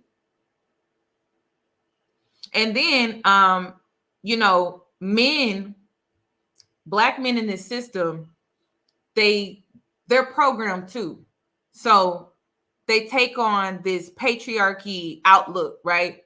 And it's kind of funny because they don't see how effed up it is. Like, it's actually effed up, because basically they have been programmed that their prime is in their I would say their mid to late 30s, but they're nearly dead. They're nearly dead. Why is it that in this system, a man reaches his prime when he's nearly dead? Literally. Like he has the most money when he's nearly dead. They don't see nothing wrong with that. Like, they come here, they're supposed to work, and they're supposed to reach their peak in their mid to late 30s, maybe even early 40s. But they almost dead. That is insane to me. That is insane to me. Like, they got like what, a good 10 years maybe. So you telling me you worked your whole life and you only got a good 10 years to enjoy that? It's actually crazy when you think about it. Like, my grandfather, he died, he passed, he transitioned. The first, like, not the first, but like right after New Year's. And that man didn't even get to enjoy his life for real. Like, he worked, he took care of his family. But I don't even think he got to enjoy his like, I don't think he got to like enjoy his life. Because when he hit his prime, his health was declining. When he was closer to being in his prime, and we talking about financially, his health was declining. It was. I feel like both men and women are waking up on both sides. I do. Women, we're not given a chance to find ourselves. Men are. They're given time to find themselves, but we're not given that. We're supposed to hurry up, get married. Our prime is in our early 20s. But we don't even know ourselves. Like, I didn't know myself in my early 20s. I couldn't tell you what I liked, what I didn't like, what I wanted out of life, what I didn't want out of life. I was very confused in my early 20s. Very, very confused. I found myself now, but early 20s? Hell no. It's like talking to a woman, you trying to figure out where she's trying to eat and she can't make up her mind. That was me in my early 20s. But that's where they tell you that's your prime. That's your prime. But I don't even know myself. I laugh at who I thought I was back then. It's such a joke. It's actually embarrassing. Some of the things that would come out of my mouth. Oh, gosh. I keep it up, though. I keep it up on my platform because I want people to see this is where she started. This is where she is. But girl, it was a hot mess back then. If I'm being, just some of the stuff that came out of my mouth, it's like, ooh, girl, it's embarrassing.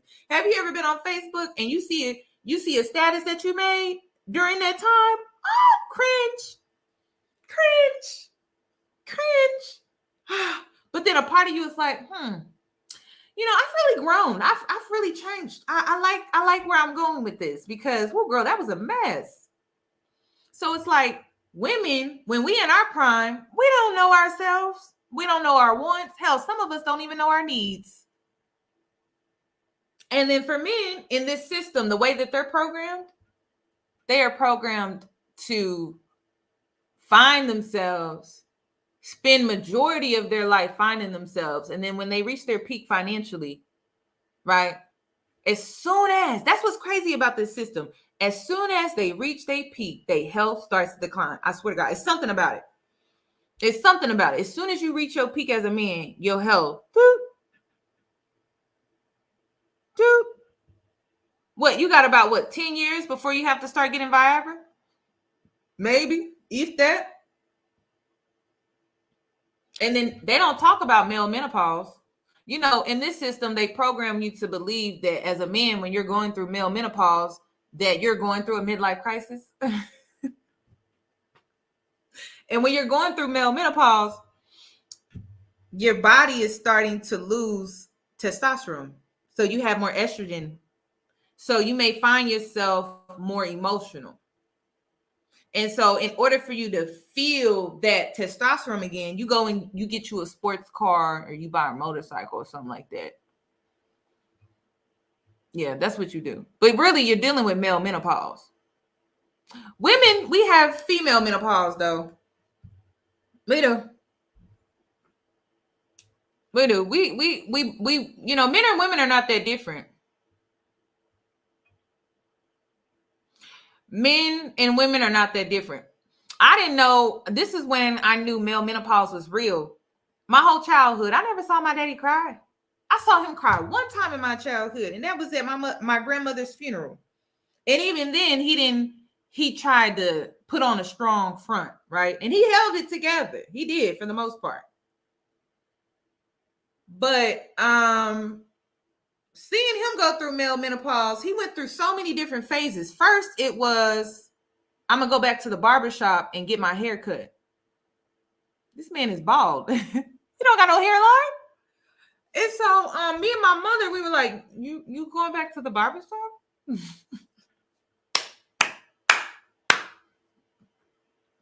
were like, you going back to the barbershop?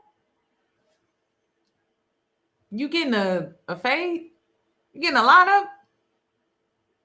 That's okay. Yeah, that's what he did. He went back to the barbershop. That man's still at the barbershop trying to figure it out. Because male menopause done hit, and he's trying to get he's trying to keep what he used to have. He holding on to it for dear life. So he thought going back to the barbershop was his way of reconnecting to his roots. It's male menopause. See, this is why we are needed as women. Because these men, oh my God, they wouldn't know left from right, right from left. They would not have a damn clue. So being my mom, we were like, okay, I mean, if that's gonna make you feel better. And he was like, yes, that would make me feel better if I was able to go back to the barbershop. Okay, go back to the barbershop. Do what you need to do. I wish I was a fly on that damn wall in that barbershop. This man don't have no hair. But he felt like that would reconnect him to that testosterone level that he used to have that he no longer has. That's why you see men out here when they go through it, they call it a midlife crisis. They go out, they buy a sports car. You know, they trying to feel that adrenaline that they used to feel that is no longer there the way it used to be. And so they struggle with that. Women, it's a little different for us. We tend to get hot flashes. We find ourselves overheated, short-tempered. My mama was short-tempered as hell. I'm like, ooh. Since when? Like, my mom used to have the most patience. She snap on people just like that. She tell people what she don't like. She'll tell people where you can go. And she never used to be like that. So I'm like, listen, men and women are not that different. We're really not. We're really not. We're really not.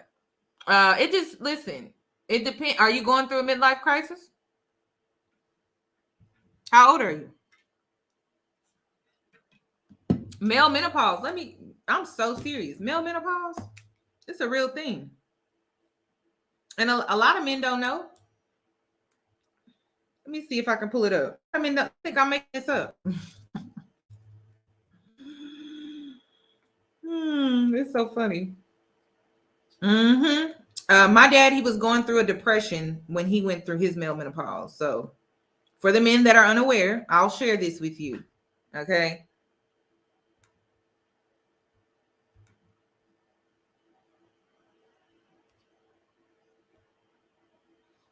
You guys, okay, so the emotional symptoms are real. Let me show you. It is a real thing. You know, this is what they should be talking about in the male space, but they don't talk about it. It's crazy.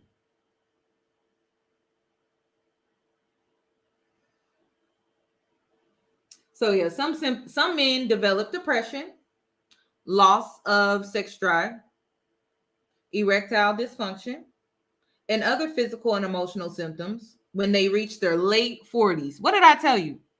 What did I say? I said in this system,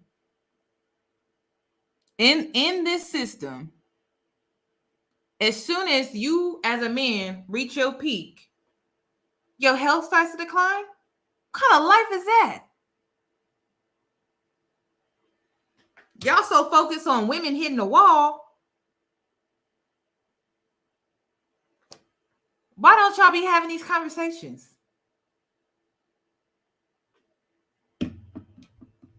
It says 40s to early 50s. According to the patriarchy, men have been programmed to believe that their prime is 30, 35, 40. That's why I don't be arguing with these men. I don't argue with them because I actually look into this type of stuff. I actually had to witness it. And it was weird. Because like I said, throughout my whole childhood, I didn't see my daddy cry. This man cried at the drop of a hat. I'm like, oh my God. When is it going to stop?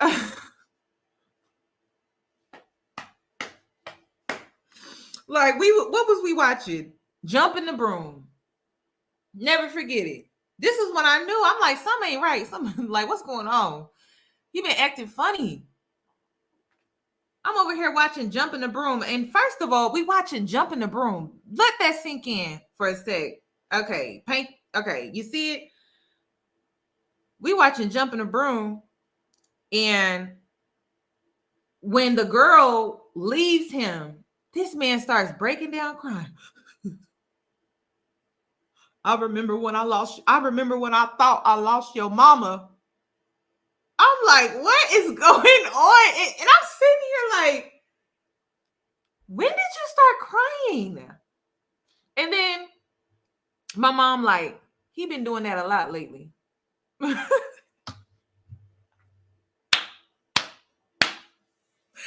love my dad, but seeing him like that, I've never seen him like that. I never seen him like that. So I'm just like really taking back. He was like, I remember when I thought I lost your mama. Oh my God. Oh my gosh. Yeah. So to the men that are out here, listen, you've been programmed to believe that your prime is when your health declines. It's crazy. It's crazy. It's crazy how they program us to believe this. You know, I love my daddy. I'm just honest with y'all. I'm just telling you what I witnessed. And this is just my truth. That's what I saw. He was watching Jump in a Broom. And when the girl left and he was looking for her and couldn't find her, he over. And you know how men are. It's not a boo-hoo cry, right? It's just like you hear something. You hear, and then you look like, are you crying? That's what it was. And it's just like, oh, I don't know. It's funny. It's funny because it's like, really, like, over this movie? Yeah.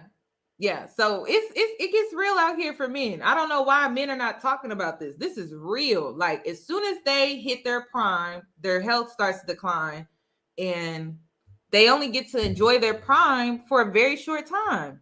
That sucks. That really does suck. And then women, we don't know who we are when we in our prime. We don't know who we are. We don't know who we are. We have no idea. So I think both men and women are screwed, honestly, when we come here. That's what I think. So that's what I'm saying. Like, you know, I don't got nothing to sell you because that's how I'm looking at things. You know what I mean? What am I going to sell you? Nothing. I mean, I'm going to sell you to work, reach your prime, and then help the clients. Or am I going to sell you, yeah, girl, get married, have babies. You don't know who you are? I don't got nothing to sell you in this system. I'm sorry. There's so many people trying to sell you something. And I'm just thinking to myself, like, well, what is the purpose in it? Because I need somebody to explain that to me.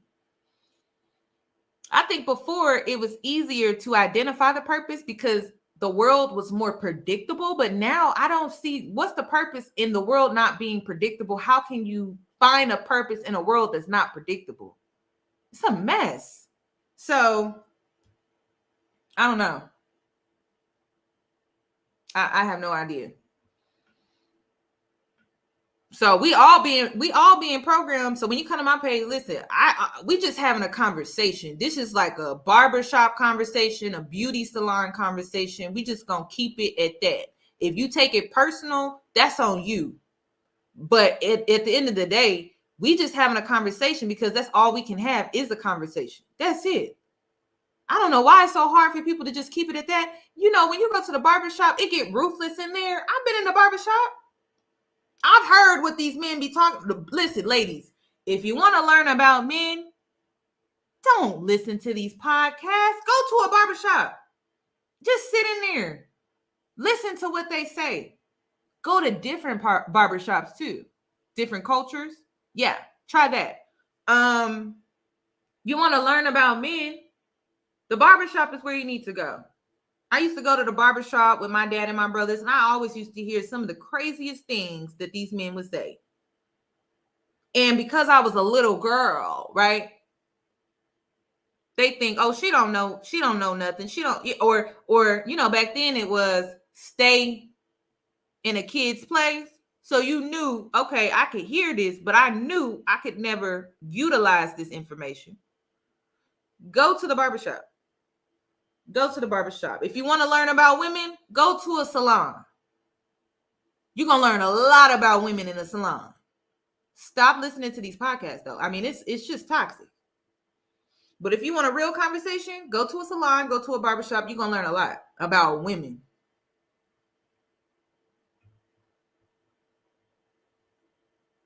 Yeah, that I thought it would be common sense too. But in this system, men are programmed to not really go through as much as us as women when it comes to their anatomy, biology, genetics, and all of that. But in reality, we're very similar. Men and women are not that different. I tell y'all that all the time. Men and women are not that different.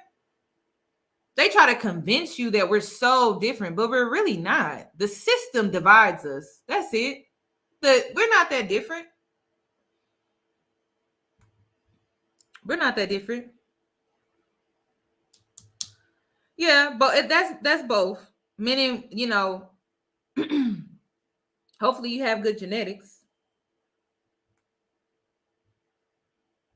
Yeah, you constantly have to focus on diet and exercise. That's so true. That is so true. But it's like, damn, why is it that you in your prime? That's why when men say they don't want to have kids, I actually understand, because it kind of sucks. You have kids, right?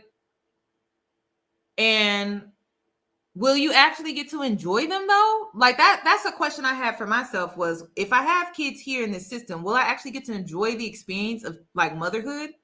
Because they don't support women and children in this space, in this system. Women and children don't have a village.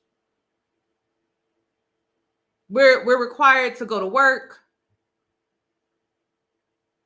We are required to work while pregnant. We get 6 weeks to 8 weeks maternity leave here in the US, and then it's back to work. They don't have for the most part, breastfeeding stations for us. Nothing. They don't accommodate women and children in this system. They don't. They want us to get back to work, and that's it. And then, so I don't fault women who don't want to have kids in this system, because when you think about it, system don't really support women and children. Hell, you take your kid to school, that's nerve-wracking. When school shootings became a big thing here in the US, I think about parents who see that phone call from the school district, the phone number pops up on your phone. The anxiety you must feel when you see that. Now, in today's world, right? I know that has to be hard and difficult. This one woman, I'm going to tell this story. She sends her 5-year-old son to school with a bulletproof backpack, and he's supposed to strap it across his chest and carry it like this to protect his chest. 5. And he struggles carrying this backpack because it's heavy. He's 5. But he carries it to school every day. Every day. And she was telling me how he came home one day and he said, Mommy, we had an active shooter drill today. She said, say that again. He said, Mommy, we had an active shooter drill today. She looked at him like, the school didn't tell me about this. The school didn't send me nothing home about this. They're teaching you about active shooters. So what they're teaching these kids is to, if they're in the hallway and there's an active shooter, run to the bathroom, lock the door from the inside, stand on top of the toilet, get in the stall, stand on top of the toilet, and be really quiet. That's what they teaching a 5-year-old boy in school, 5-year-old kids in school, elementary kids. This system doesn't support women and children. Women and children are not safe in this system. So I don't fault women for not wanting to have kids. I think it's logical. I think women are being more logical because we are forced to be. I do. I mean, a 5-year-old coming home telling you, mommy, mommy, mommy. We had an active shooter drill today. When I was coming up, we had tornado drills.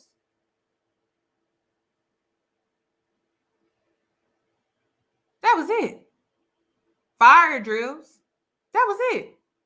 So I think people are being more logical. I didn't like that either. I think it does teach them fear. Like, imagine a 5-year-old, you being 5 and somebody telling you that. That's some, like, I would have anxiety. Earthquake, yeah, like it. Come on. Come on. Listen. Some girl said, some man is going live about me right now. That's fine. Listen, one thing about me, I don't get mad about stuff. I don't. I'm not in my, I don't know. I'm not in my ego like that. I don't care about that. The top 50% men are valuable. Who said that? You know, I think it's interesting that y'all give people so much, y'all give people power. Literally. You give it to them. And what do I mean by that? You actually listen to them. I don't listen to everybody. I don't. Not everybody should be able to get access to your mind. Y'all be allowing everybody to get access to your mind. Y'all do. And listen, Matthew, quick tip. This is coming from a woman. Women talk. That's all they do. They just run their damn mouth. They just talk. Talk. They will talk your damn ear off and not do nothing about it. They just talk. They just talk. So let them talk. It's really that simple. Let them talk. Y'all be getting so flustered over women talking. That's it. I've seen so many women talk and not do nothing. You know, there are a lot of women that don't stand on nothing. They talk about it, but they don't actually walk in it. Like, I made a video yesterday. We gonna see Black women on panels still getting disrespected. We are. I know that. I realized that I wasted my time yesterday. Mm-hmm. Yeah. Y'all get so flustered with women talking. And I don't know why. You're threatened by it. Why? You a whole man. What you threatened by? That's weird. But they be threatened. I already know they're gonna keep going over there. So I did my part. Can't save everybody, and it is what it is. It is what it is. You know, every person that I talked to on that live yesterday is older than me.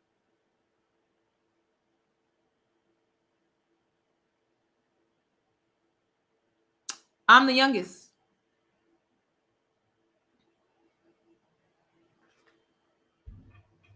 That was a hard pill for me to swallow yesterday. It was.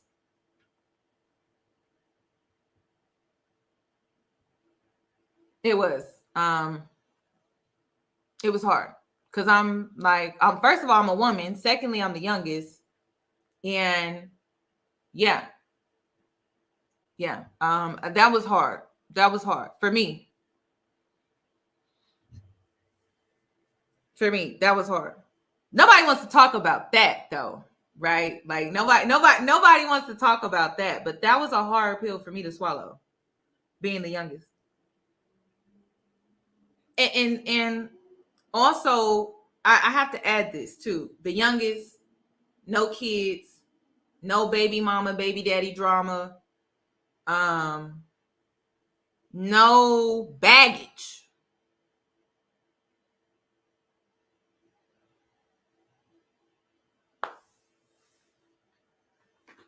That's another part that was hard. So I don't know. But I never spoke about that. Because it really don't matter. I never spoke about that. Because I really don't think it matters. I think people can change. I believe people can change, but people got to want to. I do. It's not about being sensitive. It's about not caring. Y'all care too damn much. I'm sorry. Y'all really do. Y'all care too much. Just go live your life.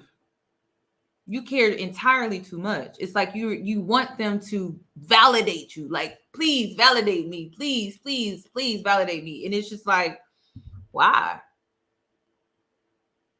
Why? The only people that matter are the people in your circle. Everybody else outside of your circle don't matter. This is the thing about the internet. You got to put it to your face to see. You aware of that, right? You got to put it to your face to see. You don't put it to your face, it can't get in your psyche. It can't, take over and do all of that weird stuff. So you have the ability to remove what you see. I don't expose myself to just any and everything. I don't.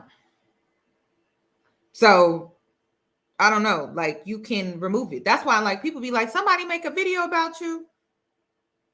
Okay. Let me tell you about my childhood for a sec. I was bullied constantly for being tall. I was called things like Godzilla. Oh, you look like a man. Because I had a little peach fudge back in the day. It was a little thick up here. It was thick. It was thick. So I got teased. Ooh, I used to be knock-kneed too. I used to be knock-kneed. Grew out of it. Thank God I'm tall. What else did I get picked on for? Oh, I got picked on because I wore Skechers. Yeah, I was a Skechers girl in school. The kids. Oh, girl. I like, people be roasting people online, and it's just like, it's cowardly, because back in the day, you had to get roasted to your face. There weren't no screens. You had to get roasted to your face. People cowards now. They got to do everything from a phone screen. I spoke to JR's assistant last night. I spoke to JR after the live last night because I actually talk to people. I'm not afraid to call them and talk to them face to face. I'm not afraid of that. And I told JR, I said, out of respect for Anton's wife, I changed the thumbnail. I just wanted him to know that. Because my intent wasn't to be disrespectful to his wife. So out of respect, I removed it. People nowadays, they don't know how to stand on their word. They don't know how to stand on principle. They don't know how to stand on integrity. They don't know what that looks like. And they're very threatened by people who know how to do that. Again, the internet is not a real place. And the only reason I didn't talk to Anton, because I was going to tell him directly, was because he changed his number because of all the drama that's going on, and he didn't want to give out his new number. So I said, hey, JR, tell him I changed the thumbnail out of respect for his wife.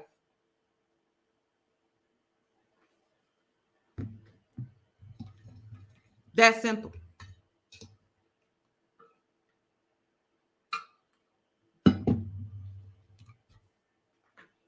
On integrity, I did that. On integrity, I did that.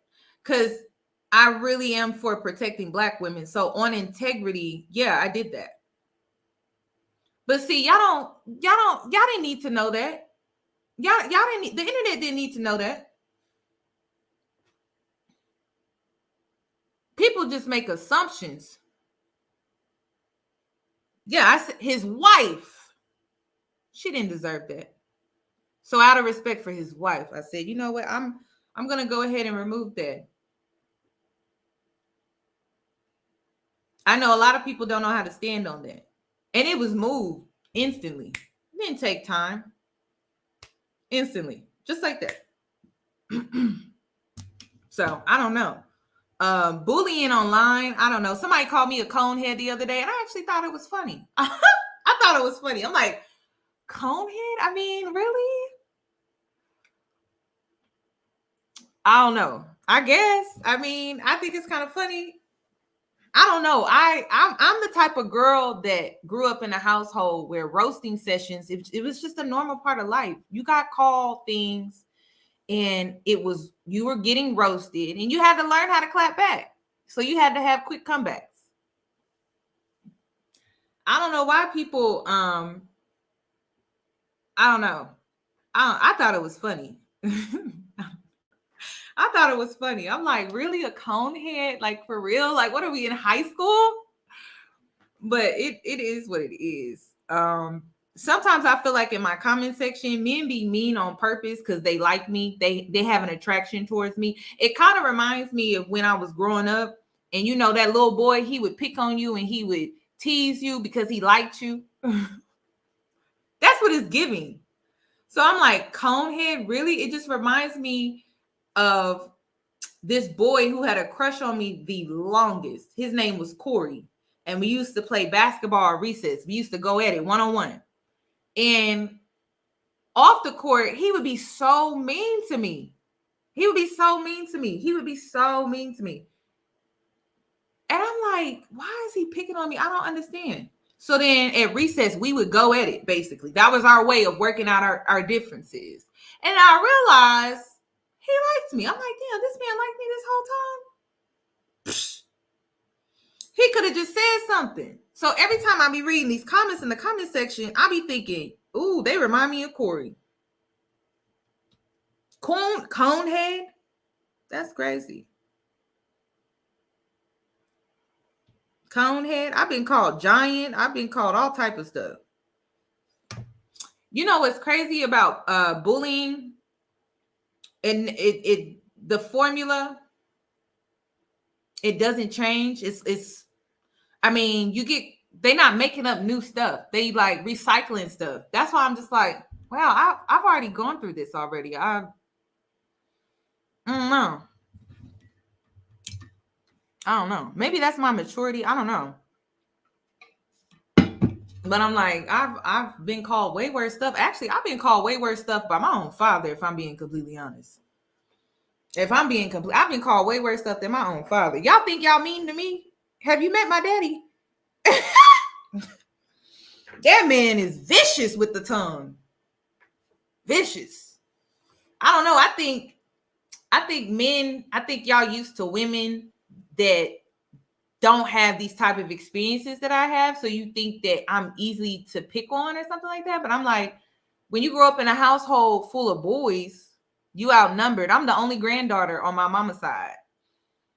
They pick on you like that all the time. Like, I played on an all boys basketball team. I was the only girl. You think that's weak? That's for the weak. You step into a territory where you're outnumbered. You're the only girl. You got to hold your own, right? That's how it is. So I don't know. I think the comments, they kind of childish, but the conehead, that was funny. I thought that one was funny. But I'm just like, y'all so used to women getting easily flustered, bothered, and defensive. Let me tell you what I do. After my healing journey, after I went to the therapy and all of that, I was able to identify when people were projecting on me. I was. And then I was like, well, I don't need to take this personally. They just projecting their problems onto me, and I don't have to carry that burden. So once I started doing that, my first reaction isn't to get defensive. It's not. So I don't know. I miss those roasting sessions. Like, they were fun. They were funny. And it was lighthearted. Can we go back to that? It was funny and it was lighthearted, and it wasn't meant to be taken personal. Like, it was just how you work things out with people and you moved on. But now it's like people take everything so personally, and it's like, it's not that deep. I don't think it's that deep. But I don't know. I didn't make this page for men. I made this page for women though. So we're gonna keep it womanly over here. And it's just, it is what it is. I'm not about to get into a back and forth with a man. That's, I don't want to do that. I don't care to do that. I think, what's his name? Tommy wants to invite me onto his page, and it's just like, I don't care that much. I don't. Because I'm going to go out, I'm going to do me. These conversations are redundant. They're repetitive. I'm over it. I'm checking out. One thing about me, I don't like repetitive conversations. We keep having the same conversations. Black people, listen. I don't know how y'all going to keep this up. Y'all have the same conversations day in and day out, day in and day out, day in and day out, day in and day out. I don't know how y'all do it. I mean, it's like having one of your favorite songs on repeat, and now you hate it.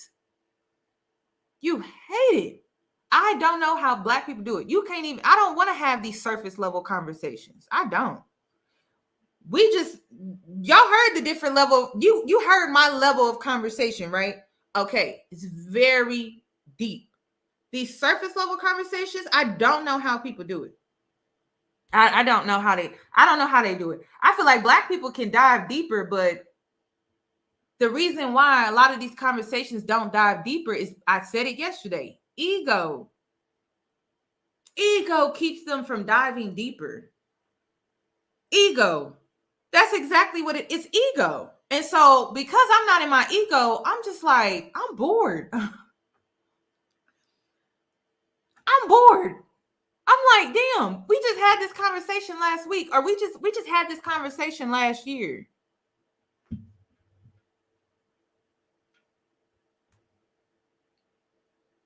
I don't put out like that, so I don't care about that.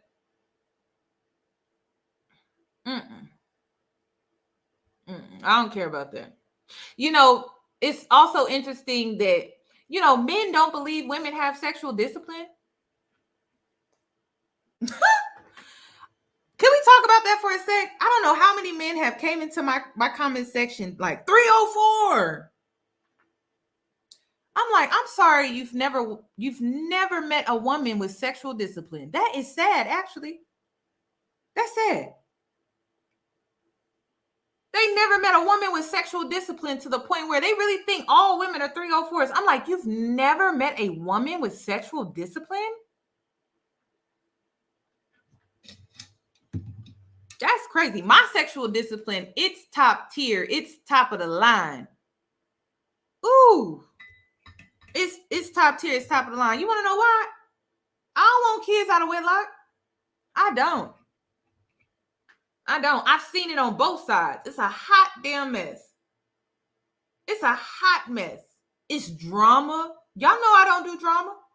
And then have you ever like went down the baby aisle and you be looking at formula prices and you be looking at like baby prices, like, ugh.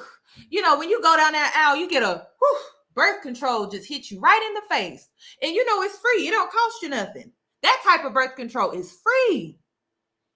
You don't have to go to the clinic for that. You don't have to get a doctor's prescription for that type of birth control. It just, boom, hits you right in the face. Oh, can't do it. Y'all never met a woman with sexual discipline? Women with sexual discipline, these are things that we do. We go to the baby aisle and we see them prices and we say, hell to the no. Instantly, birth control. And it's free. And it's free. It's the type of birth control that don't make you gain weight. It's the type of birth control that you don't have to worry about taking every day. It's great. You just go down, you see them prices. Oh, hell no. And then you keep it moving. That's what we do. We go to Target baby section, not Walmart. Some of us want to be Target moms. If we become mothers, we want to be in Target. We don't want to go to Walmart. So I'll be looking at them Target prices. Damn, that's expensive. I like to go to Carter's. We look at them Carter prices. Okay, birth control. I'm sorry you haven't met a woman with sexual discipline. I'm trying to think, what are some signs where a woman, because women, they fake it sometimes. I'll give you that. But what are some signs that a woman actually has sexual discipline?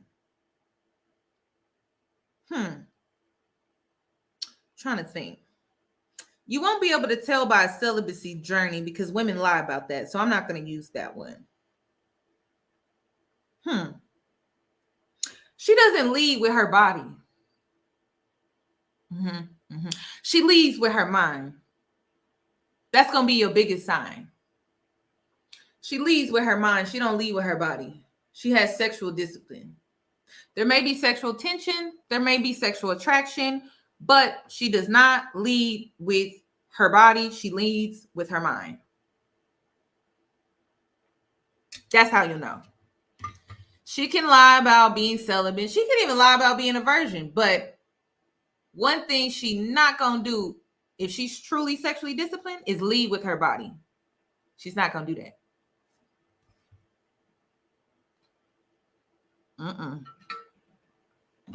She's not going to chase. I know that's what y'all like. Y'all like women that chase. Women who typically chase tend to lack sexual discipline. It's not a good look. Because think about it. As a man, when you chasing women, what are you chasing? Ass. So if a woman is chasing you,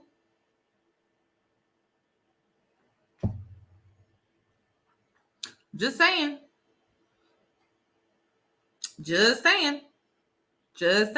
I don't know why it's hard for men to find good women. I mean, they out here. It's just, are y'all really reading it right? A woman that has sexual discipline, like I said, she's not going to lead with her body. She's going to lead with her mind. She's not rushing to have sex with you like that. So, I don't know. It's sad. Another thing, women who typically have sexual discipline don't look for outside validation, male validation. But some men find that to be intimidating because you can't manipulate her. It's going to be harder for you to try to manipulate her. So yeah, like she won't be looking for outside validation. She don't need attention. She may get it. She may get a lot of it, but she don't need it though. She don't look for it. She don't be like, oh my God, I need male attention. Ooh. She not like that. She like,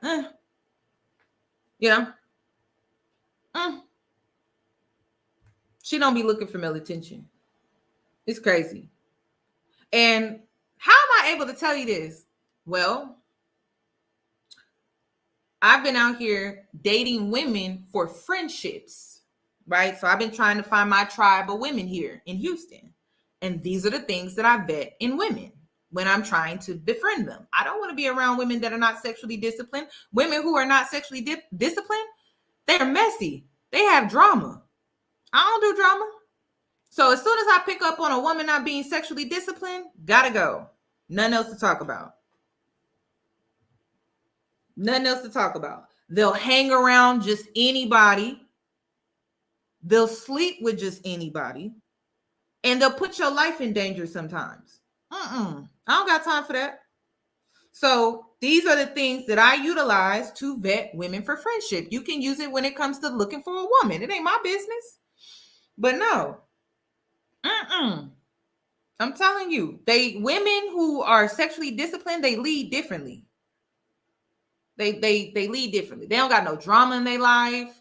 They don't got chaos in their life. They not confused. They tend to be emotionally stable. There's some wonderful women out here, but you just got to learn how to vet them though. Why do you think younger women shun and disrespect the very guys who try to treat them the way they claim they want to be treated? You got to understand that younger women don't know themselves. Think about that for a sec. Younger women don't know themselves. A lot of them really don't know the ins and outs between what's truly right for them and what's truly wrong for them. They're trying to figure it out. So they tend to disrespect good men. Think about it. If a woman doesn't know herself, how can she know what to value? Think about that. She doesn't even value herself because she doesn't know herself. And that's what I'm trying to get men to understand. You put all this on a younger woman and she don't even know herself, but you expect for her to value you? She don't even value herself. Hello? And then you take it personally. You internalize that like it's you. No, it's her. She don't know herself yet. You don't. That's why you know what's so funny? And to the women that are in the comment section, have you noticed that there are a lot of younger men who are approaching us, older women? Like the 25, 26, that section right there, that 27-year-old, they tend to want to date older women. Are you guys noticing that? Like, because I'm thinking to myself, am I tripping? Or as of lately, I would say since the pandemic, there have been a lot of younger men approaching older women. A lot of them. I think the youngest man I attracted recently was a 21-year-old, and I'm just like, you a baby. You a baby. I'm not interested in rocking no cradle. I mean, that's too much. You still on your mama's, But have y'all noticed that? Like they are, and I don't find that to be attractive because I think sometimes they seek us out because they may have mommy issues. You gotta watch out for that. Not all, but some. And no, these men actually want to buy you and do for you. I don't know. Maybe it's the South. The Southern men are a little different.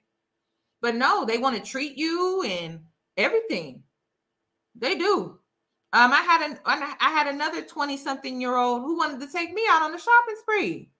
And I'm thinking to myself, like, the hell? So I don't, it's not sugar babying either. I don't know what to call that. I don't know.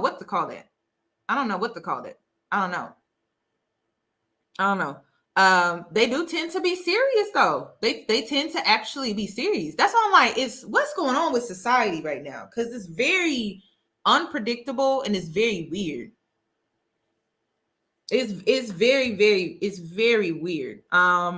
I would like men to talk about that, because why are they approaching us? They are approaching us in droves, you guys. Like they are approaching us in droves. And then I don't think this is normal. That's why I'm like, this can't be normal. Because I be talking to other women too. And Black women, we don't look our age.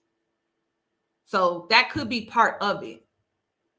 But they still pursue us even after knowing our age. Because when Black don't crack, you're not afraid to tell people your age. So they still trying to pursue you. I don't know. But I don't know. I've had a lot of younger men. I'm talking like 25, 26. And sometimes you can't always tell their age because they have a full beard or something. But I'm just like, what is up with that? And then they'll sit down, they'll have a conversation. I'm just like, why? I'm like, why are you not dating girls your age? And then they do this. And I'm like, what's going on like with the younger generation? Like, why don't y'all want to date each other? And it's on both sides. I'm like, why don't y'all want to date each other?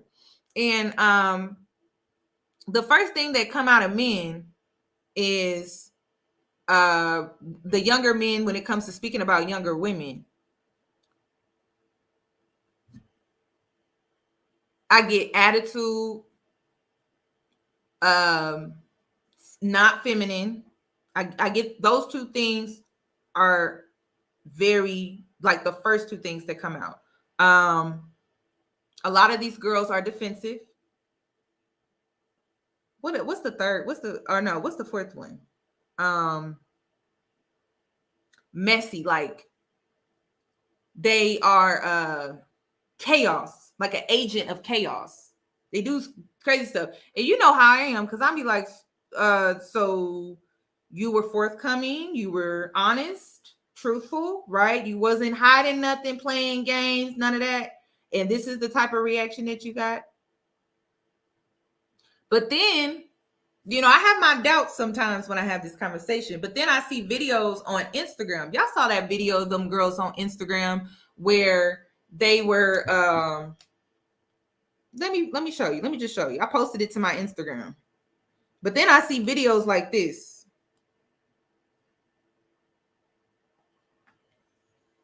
I'm pregnant. What? I'm pregnant, G. Is it what? We didn't even have. Why are you lying? You're like, why are you laughing? I'm like rubbing my shit on there. Damn, that's crazy. But I'm gonna get an abortion though. I need to get an abortion. She ain't my baby. You trying to pay for my abortion? I don't got it right now. What you mean you don't got it? My birthday next month. Okay, my birthday next month too. I need it for an abortion. What are you talking about? I need to get an abortion. Okay, we got it. I'm gonna get an abortion. Nah, send 500. Whoa. What is going on right now? I'm trying to understand how. What do you mean you're trying to understand how? How do people get pregnant? Like, why wasn't you taking the pill? Dead ass? Dead ass. What is too crack? Type of this. That's my head. Oh, shit. What my trip got to do with being pregnant? It's the first of the month. You're going to spring some shit on me on the first of the month you come back. I don't think I want a baby right now, and I definitely don't think. Clip. Let's take a trip to Curacao. Let's do that. We're about to take a trip to Curacao. You really mad because I'm pregnant? I'm a good ass mom. Like, why are you so mad? You about to really make me cry right now. You getting me tight right now. I don't give a fuck. You can't. Because you're not making this easy for me. Like, I'm not making it easy for you. You're not making it easy for me. All right, whatever. I'm never fucking with you ever again. You really on some bum shit. Like, I don't give a. What's up? Just take it. All right. Like, I need the abortion money. I got insurance. Bring your ass home. Stop. Wait, stop talking like this. You getting me tight. Goodbye. I'll bring your ass over. Okay. This is exactly what I be talking about. But you know, what I will say is men and women, we have different fantasies. Okay. Women, it's marriage. For some, it's children. It's shoved down our throats to have that type of fantasy. They get us into these Princess Diary movies and these romance novels and chick flicks and stuff like that. And they program us to think that that's what we should want. That's what we should desire. And then for men, that fantasy is different. It tends to be sex. Let's think about that for a sec. For men, the fantasy is sex. For women, it's family. It's children, right? And we're groomed, we're programmed to fantasize and desire these things. That's a bad combination. Bad. Especially when you have a young woman and a young man, they're both immature. That's what we just heard. That's what we just listened. Like these girls actually think it's cute to be pregnant. They think it's funny. They think it's a game. They think 3 a.m., 4 a.m. feedings is funny. They think it's not a big deal. And then the men, their fantasy is sex. It's sex, right? And so their desire is sex. And they want to get upset because they don't want to deal with her fantasy, which is the baby, marriage, and all of that. He just want to deal with his fantasy, which is sex. And then the woman is mad because she wants to be in her fantasy, which is he would be happy and excited. But see, men and women don't share the same fantasy. We're not even programmed to share the same fantasy.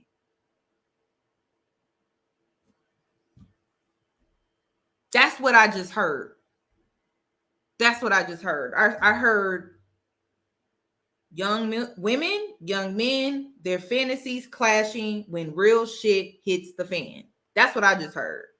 Men just wanting sex, women wanting to be in this romance with this man. He really don't want the romance. He just wants the booty. She wants the romance, so she thinks by having sex, that's what she's going to get. It's just a mess. It's just a mess on both sides. Like, it's a mess. That's why I'm like, so when it comes to the Black community being dysfunctional, we just going to blame one or the other?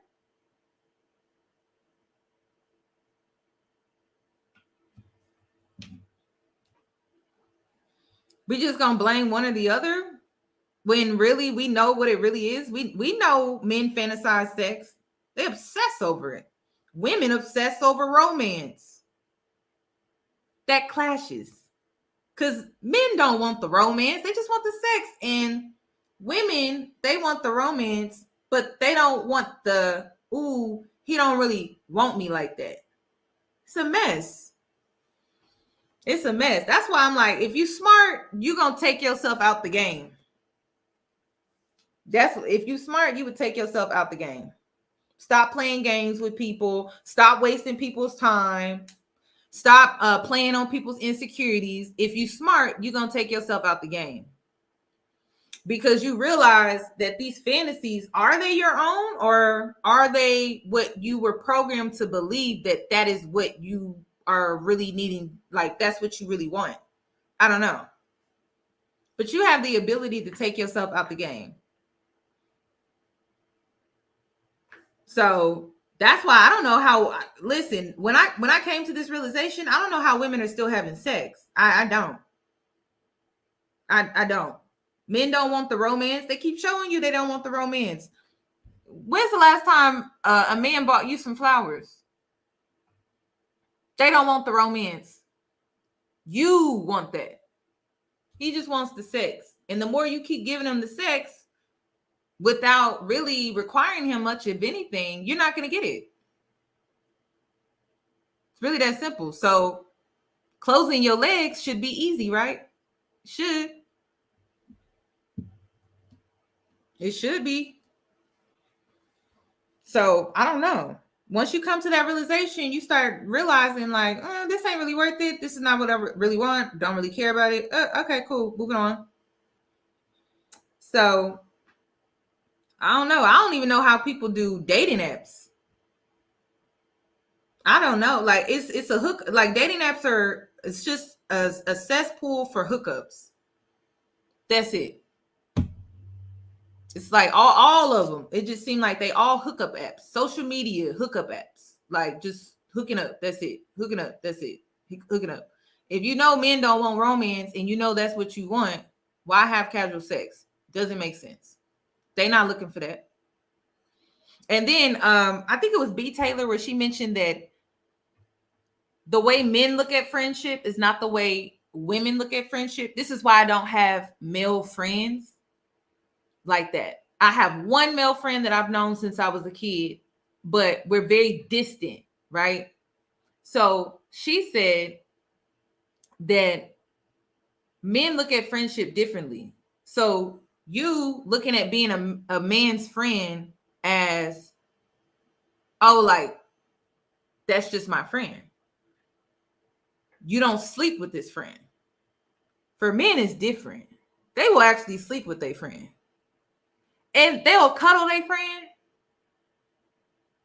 They will. They'll let the friend stay the night. But then the next day be like, yeah, that's just my friend. She cool.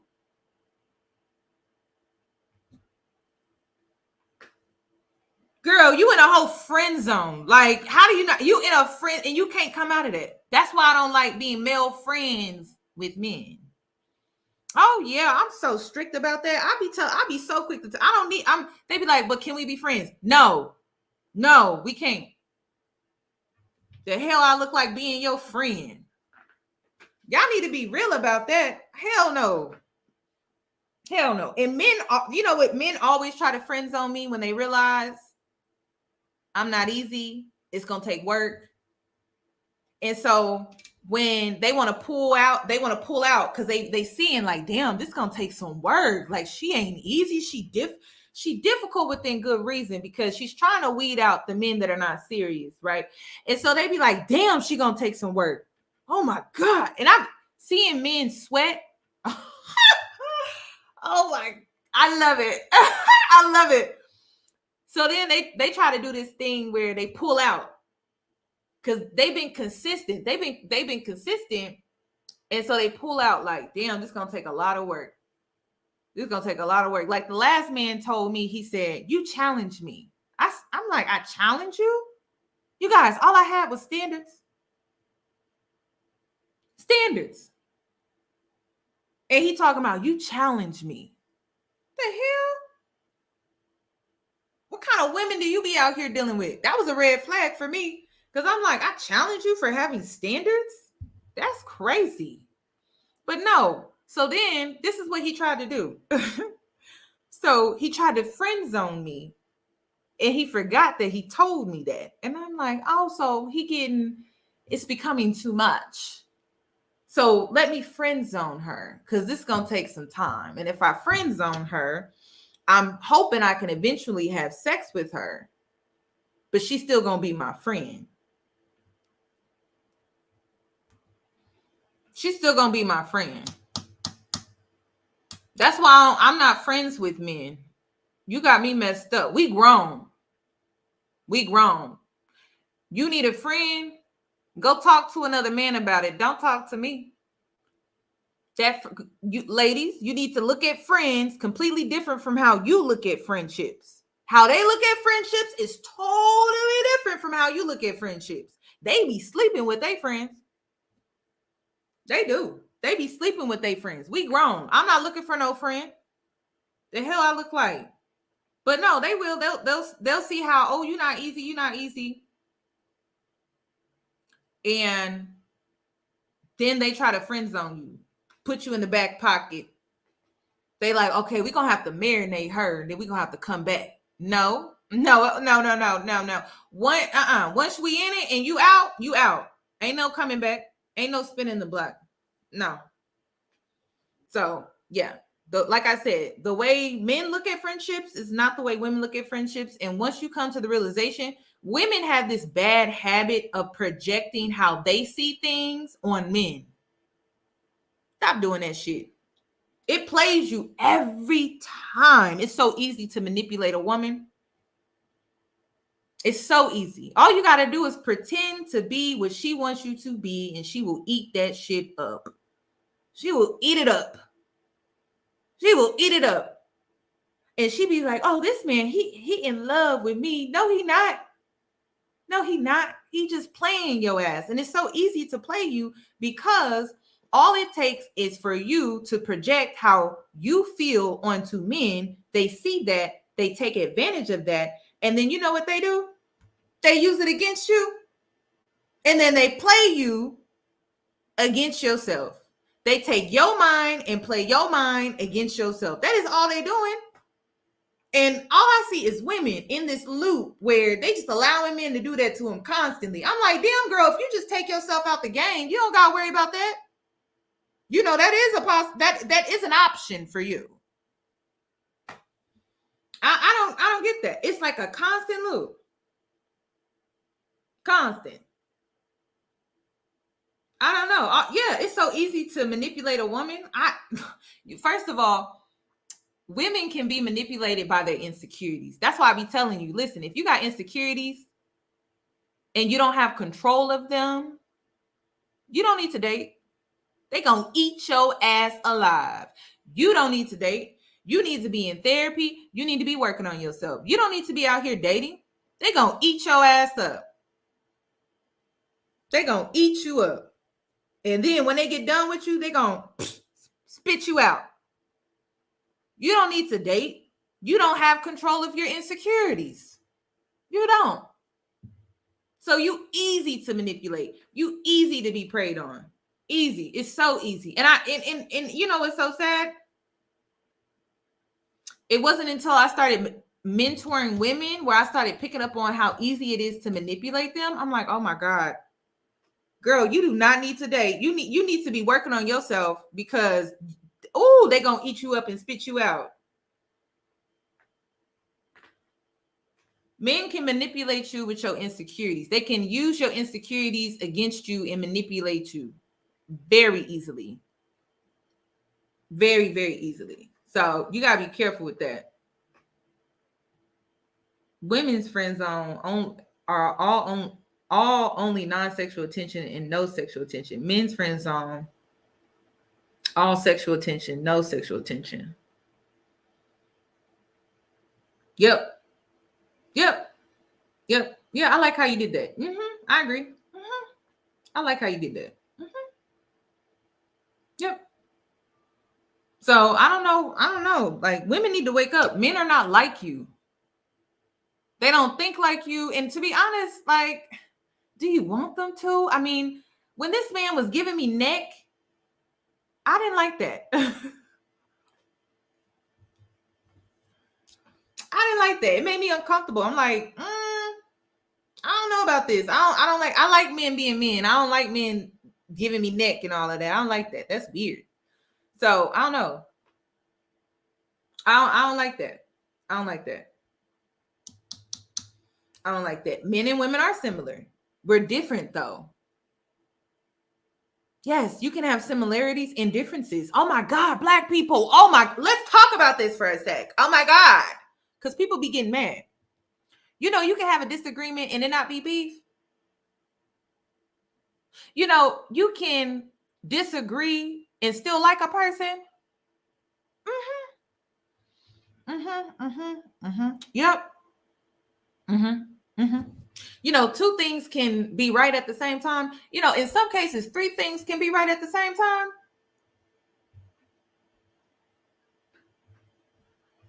Yeah. Three things can be right at the same time. I know it's hard for Black people to understand this. That's why, like, when it comes to these panels and stuff, I just be like, oh my God, you know, you're both right. Yeah, you're both right. You're just taking a different approach. You're taking a different angle. It's just coming across differently because you're male, she's female, but you're literally saying the same thing. That's why I can't watch them panels. Because I'm just like, I understand where both of y'all are coming from. Like, y'all both saying the same thing. It's just how you're going about it is different. That's it.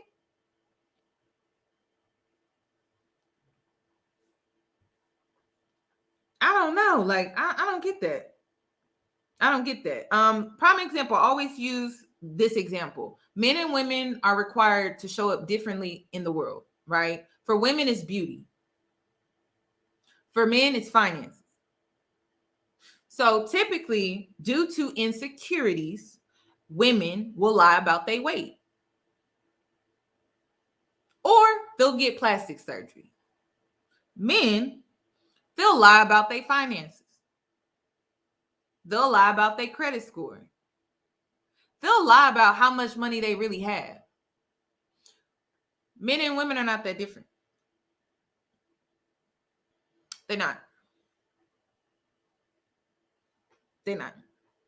So, yeah, because we're required to show up differently, our insecurities are different, but we're still very similar.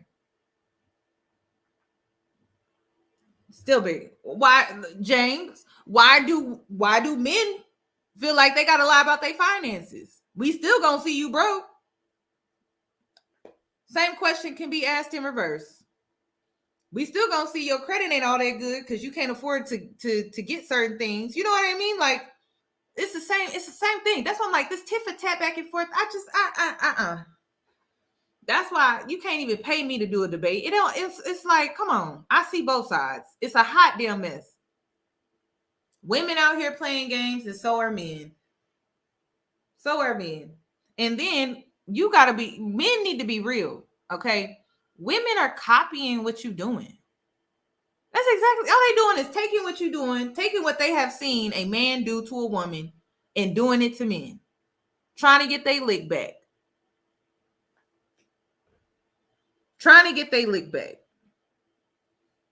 So I don't know. Men lie, women lie, and it is what it is. Both genders lie. So I don't know. That tit for tat, like, who's the worst liar? I told y'all last night, if you want to know if you want to know who in the Black community doesn't take accountability well, what gender, right? Go to your parents separately. Talk to both of them individually and try to hold them accountable for things that they did to you in your childhood. And let me know who actually takes accountability. Is it your father? Is it your mother?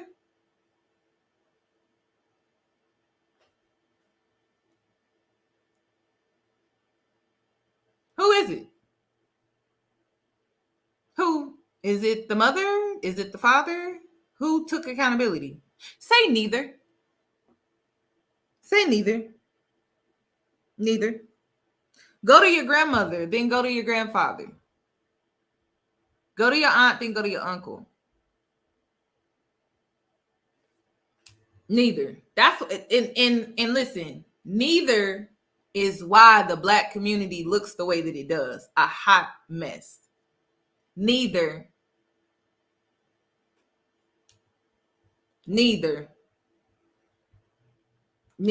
And that's why, like, these debates, I don't see it. Like, the only thing I can stand on two things strongly, very strong. I can stand on two things: Black femicide and Black women being the most disrespected. Outside of that, neither. So that's why I don't see the purpose in these debates. I don't see the purpose in these discussions, because when it comes down to it, real talk, neither. So the only thing I can really stand on is integrity, principle. Black femicide is real. It's very real. Very, very real. And Black women are the most disrespected. Because if that wasn't true, Black femicide wouldn't exist. Wouldn't be a thing. So, I don't know. But when we take away Black femicide, we take away Black women being disrespected, and we just have a discussion about gender, I don't want to talk about that, because I just feel like it's really a waste of time. Neither side wants to take accountability, and I've accepted that. So, you know what I do? I focus on myself. I worry about myself. Neither side wants to take accountability, so I'm not going to give my energy. I know that neither side wants to take accountability. Like, when I started my healing journey, you think my parents admitted what they did? Hell no. I had to go to a therapist just for her to validate my experiences, because my parents weren't going to validate my experiences. I had to validate my own experiences, and they had to be good enough, you know? They had to be good enough. Trying to wait for them to validate what happened. That's like waiting on somebody to come and save you. They're not coming to save you. Ain't nobody in this life coming to save you. You got to save yourself. You got to save yourself. So when I came to the conclusion that neither was going to take accountability, I said, damn, I better save myself, because me waiting on them to own up to anything, that's me wasting my damn time. That's why I can't. This is why being bitter, I don't have time for that. Being mad, I don't have time for that. I love my parents. I do. We are not a perfect family. Every family got their own problems. When you think about my family, think about us. Add some Creole seasoning, some salt, some pepper, garlic powder, you know, butter maybe. You're going to have to sauce it up, because we ain't, I don't know. First of all, what is a regular family anyway? I think every family has dysfunction. So because of that, you got to save yourself. And I don't know, Black people have this bad habit of trying to save everybody. Not everybody don't want to be saved. They don't. Hell, there are people in your family that don't want to be saved. So, you got to let it go. You got to save yourself. Black people are conditioned to wait on a savior.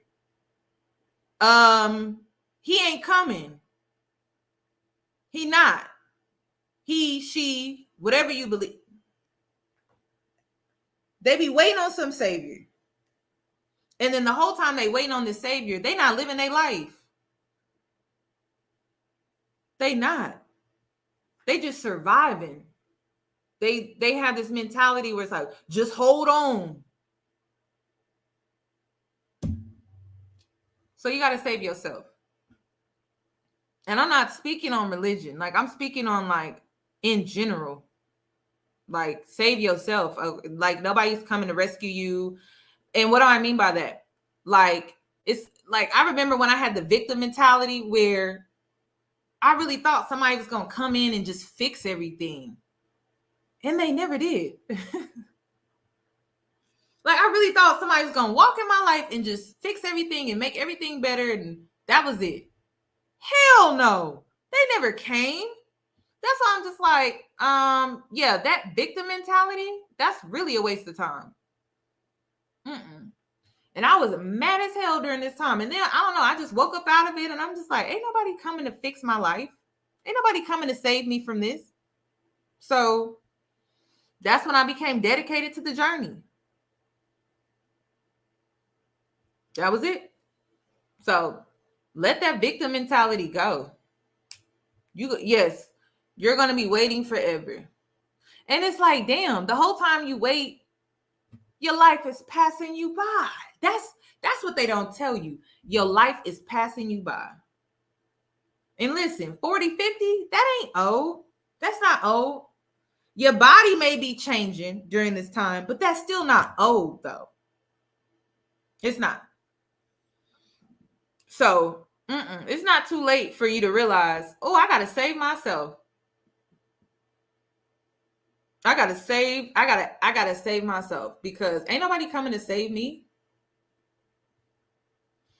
So I'm about to log out. I just wanted to share this with you guys, but yeah, the gender war, the gender back and forth. I'm sorry, I don't care about that. That is not why I made that video yesterday. Because like I said, when it comes down to it, neither side wants to take accountability. I've accepted that as a Black person. I had to accept it with my family first. I actually had to accept it with my parents first. When I accepted it with my parents, I just started focusing on myself. That's why this gender thing, I really don't care about that. Like, men are now wanting me to come on their platform and have a one-on-one. I don't want to have a one-on-one. Like, I just don't. And the reason is because neither side wants to take accountability. So you know what that tells me? I'm wasting my time. And yeah. So if you engage in these gender conversations, debates, and things like that, I don't know. I feel like you're signing yourself up to be entertained by being triggered, I guess. I don't know. But neither side wants to take accountability. And the sooner Black people come to this realization, you can start focusing on yourself and doing what you need to do for yourself and where you want to be in life. Instead of worrying about trying to get everybody on board. They don't want to get on board. They don't. And you'll see it in your family. You'll see. You know, when you're a cycle breaker, you tend to be a lone wolf. People see what you're doing. They like, what the hell is she doing? Because she ain't doing what everybody else is doing. She doing her own thing, or he doing his own thing. And so they see you out here being a lone wolf. You out here figuring it out, doing the complete opposite of what they told you to do. Because what they told you to do was toxic, dysfunctional, and it just didn't make sense to continue on living that way. And so they see you out here breaking cycles, removing blockages from your life. And they see how it's working for you. But for whatever reason, they still don't want to take accountability to remove those blockages. So because of that, they are stuck. They're stuck. Most people who are stuck in life, they tend to lack accountability. People who are constantly progressing and leveling up in life, they take accountability. That's how I vet people. So, please keep that in mind. I'm telling you, when it comes to this gender thing, outside of Black femicide, and Black women being the most disrespected, look at your family. They don't want to take accountability. They don't. And that's hard to watch. That's hard to, they don't talk about how when you get the awareness and your loved ones don't have it yet, you're hopeful, right? Like you're optimistic. They don't have it yet, but you hope they get it eventually. And you just got to see how it's like, I kind of feel like this is what it would be like to be a mother, where you have to watch your child go through things in hopes that they learn from themselves, because you can't come in and save the day. So I have to sit back. I got to watch family, and I can't come in and save the day and just tell them, like, if only you knew, if only you knew you could change your life. If you just made some small changes and took some accountability. But no, you gotta wait. You gotta look at them go through the hardest lessons. And it's hard to witness. It's hard. But some people really do gotta learn the hard way.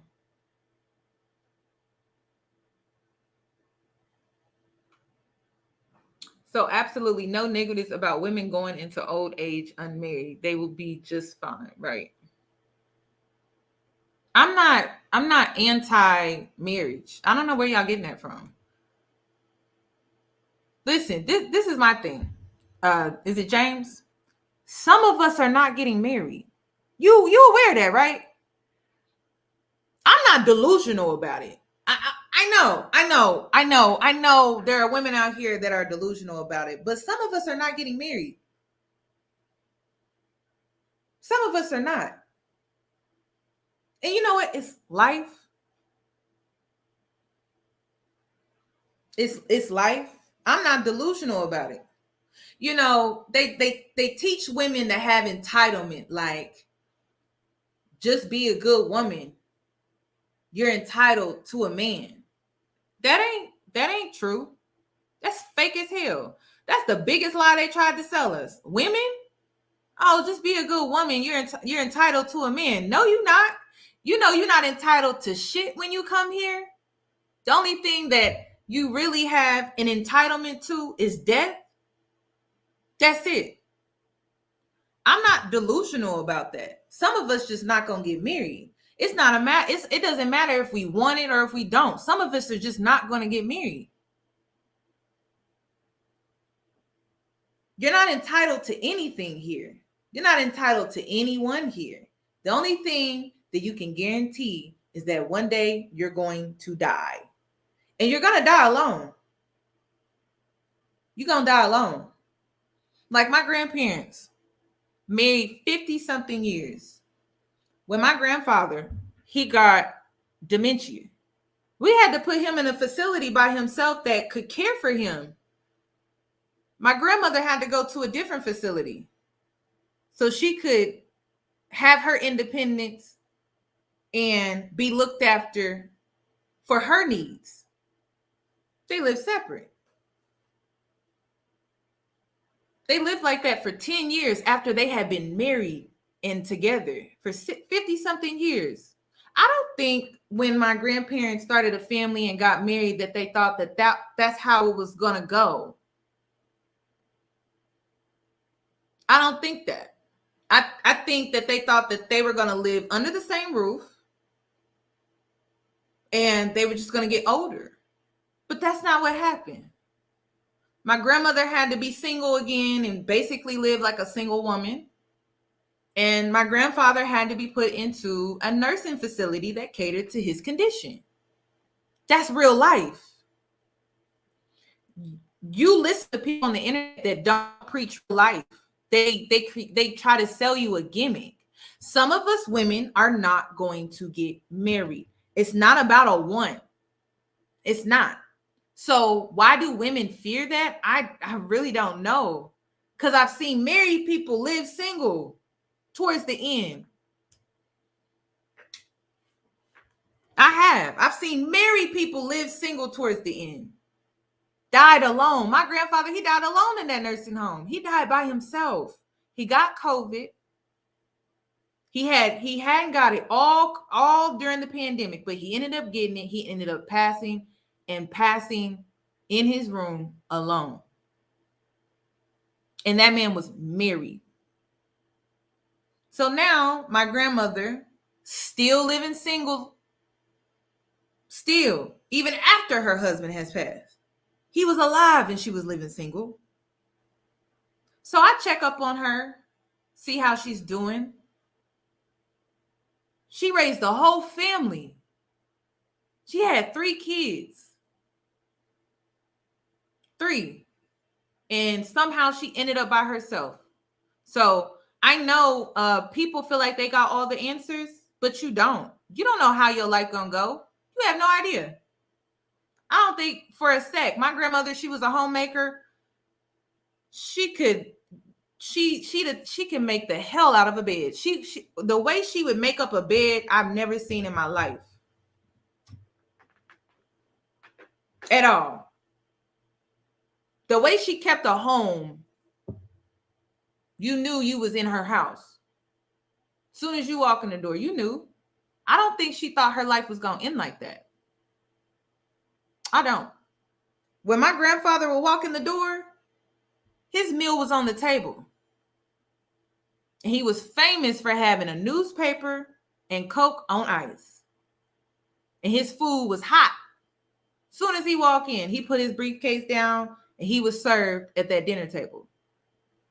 But the truth is, on his way out, he died alone. So I don't know. I think people need to get real about it. I do. I think people need to get life insurance too. You know? But yeah, people need to get real about it. Like, I don't know. That's reality. Like, that's real. That's reality.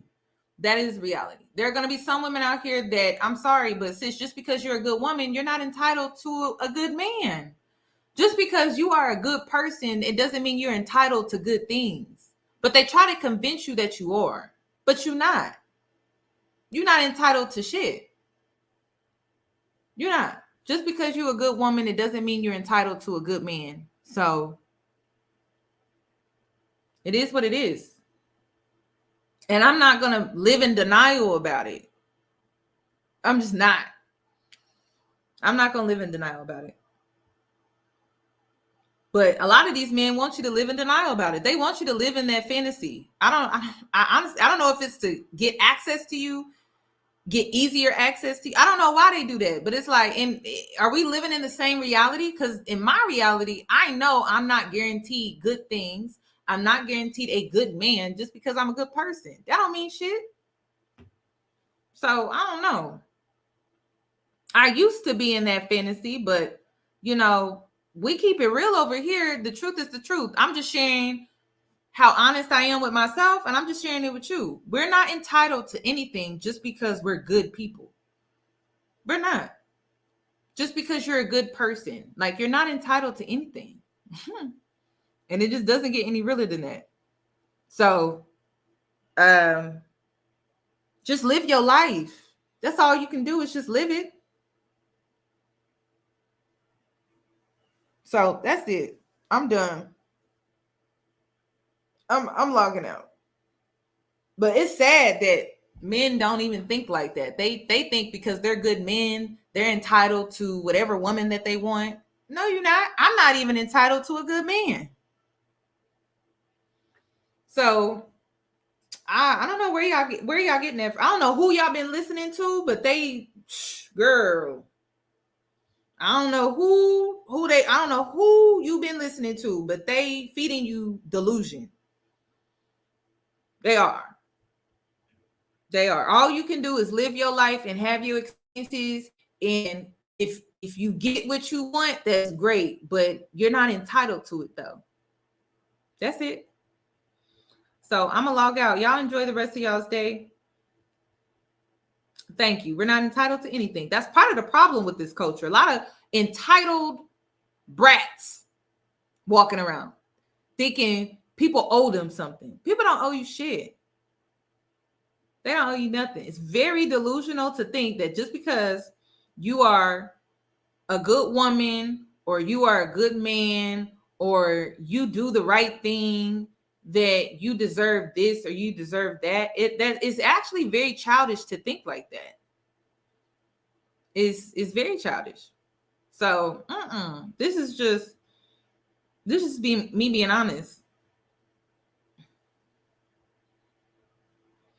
So yeah, I don't know.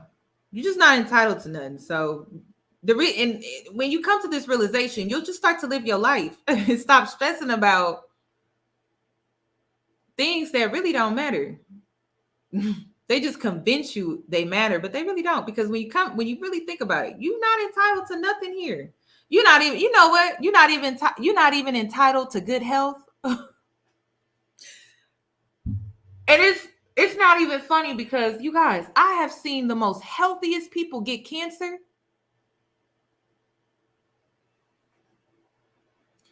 You juice, you do cleanses, you exercise.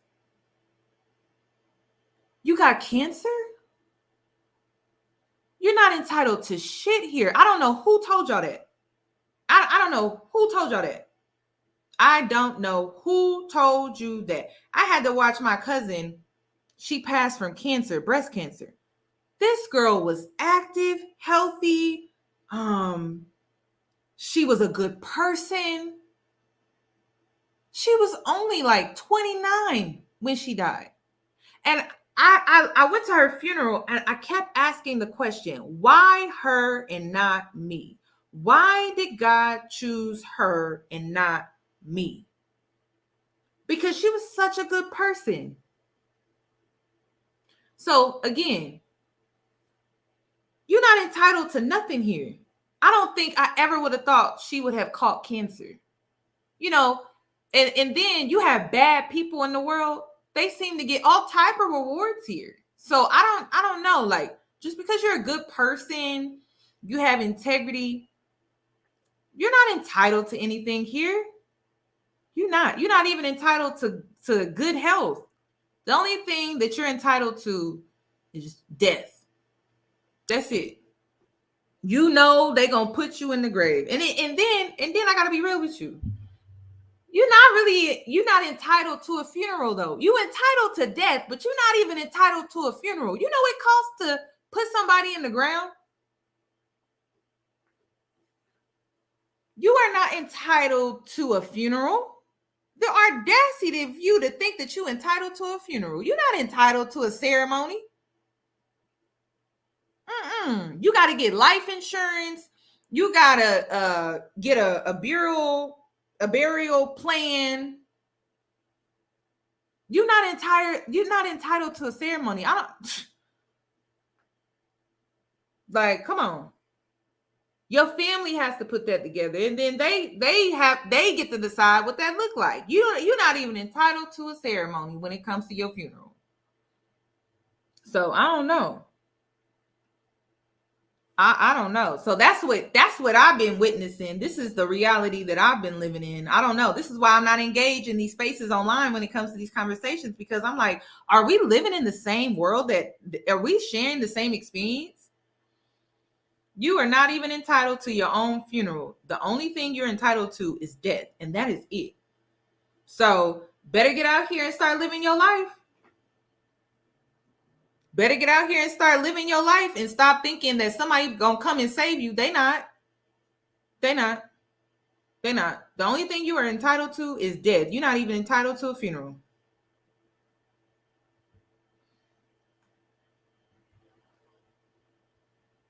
I don't want no funeral either. I'm gonna be real with you. I don't want nobody looking down on me. Y'all know how I am. I'm very, very different. I'm very different. I don't want no funeral, and I really don't want a wedding. I don't. And the reason I don't want a wedding is because it seemed like weddings today, like, people put so much effort into the ceremony, but the marriage be trash. I'm like, damn. People in this generation don't take marriage seriously like they used to. They don't. It seemed like the bigger the wedding, the shorter the marriage. That's what it seemed like. I'm like, well, listen, if I get married, just take me down to the courthouse. We get this all worked out, squared away. Because it seemed like the extravagant weddings, they don't be lasting that long. They be lasting like what? 4 years tops, 3 years, 4 years tops. They don't be lasting that long.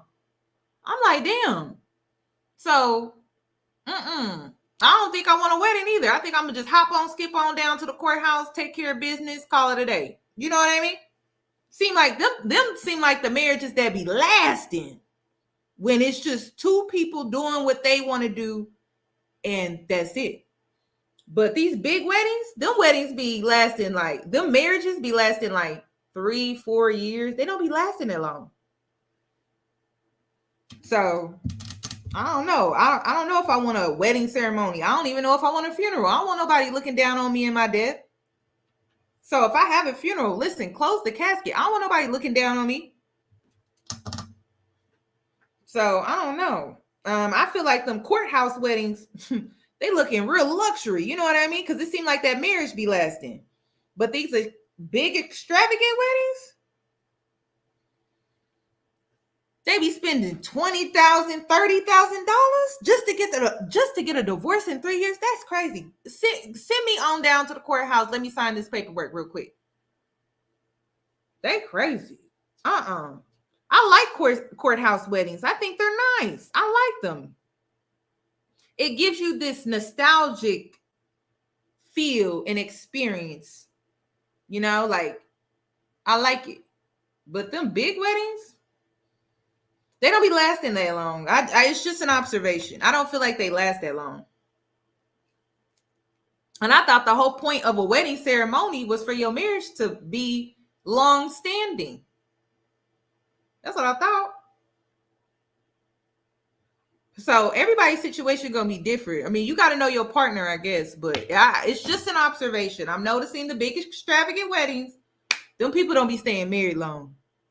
So I don't know. Courthouse. Every time I see a courthouse wedding, I'm like, why didn't it get that long?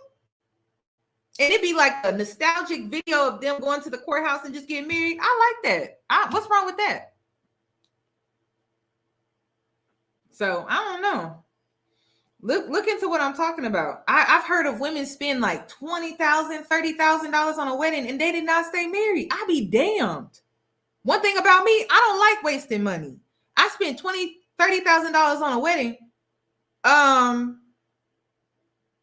We in this together forever. We just spent $20,000, $30,000. That's crazy. That's why I like the idea of eloping. I do. I just feel like you're able to stay focused on what really matters. Yeah, yes, 20,000, 30,000. It's a lot of money. It's a lot of money just to be thrown away. It's crazy. That's a lot of money. You could have put it in your savings account. You could have invested that. I could think of so much that you could have done with that over throwing it in the trash and setting it on fire within 3 years. What kind of investment is that? That ain't no type of investment. You literally just took your money and threw it in the trash. I'm not interested in that. So, no, I think we need to get back to what matters. This generation has gotten lost in being seen a certain way. That's it. And I'm just like, to be seen a certain way for $20,000, $30,000. Yeah, I don't want that. I don't want that. I'm not against marriage by any means, but I'm against marriages being a waste of time. Like, that's what I'm against. Like, don't waste my time. Don't do that. That's what I'm against. I'm not against marriage. I'm not against family. I'm against somebody wasting my time though. Wasting my money though. Like, that's crazy. $20,000, $30,000. No, we staying together. Listen, I guess we just gonna have to go get some counseling then, because ain't none of that. And then do a prenup. Probable cause was he cheated. Yep. Do a prenup. And then call it a day. So she cheated. I don't care. Do a prenup. I'm not afraid of a prenup either. That's you know, when you're dealing with a woman that got her shit together, she need to be signing that prenup just as much as you do. You know what I mean? Susan, where's my copy? Okay, let me go ahead and sign this right away. The hell? If you dealing with somebody that they got their stuff together, y'all both gonna be like, where's the prenup? I need to sign that. Come on. So I don't know. All right, I'm gonna get off. Y'all have a nice evening or day.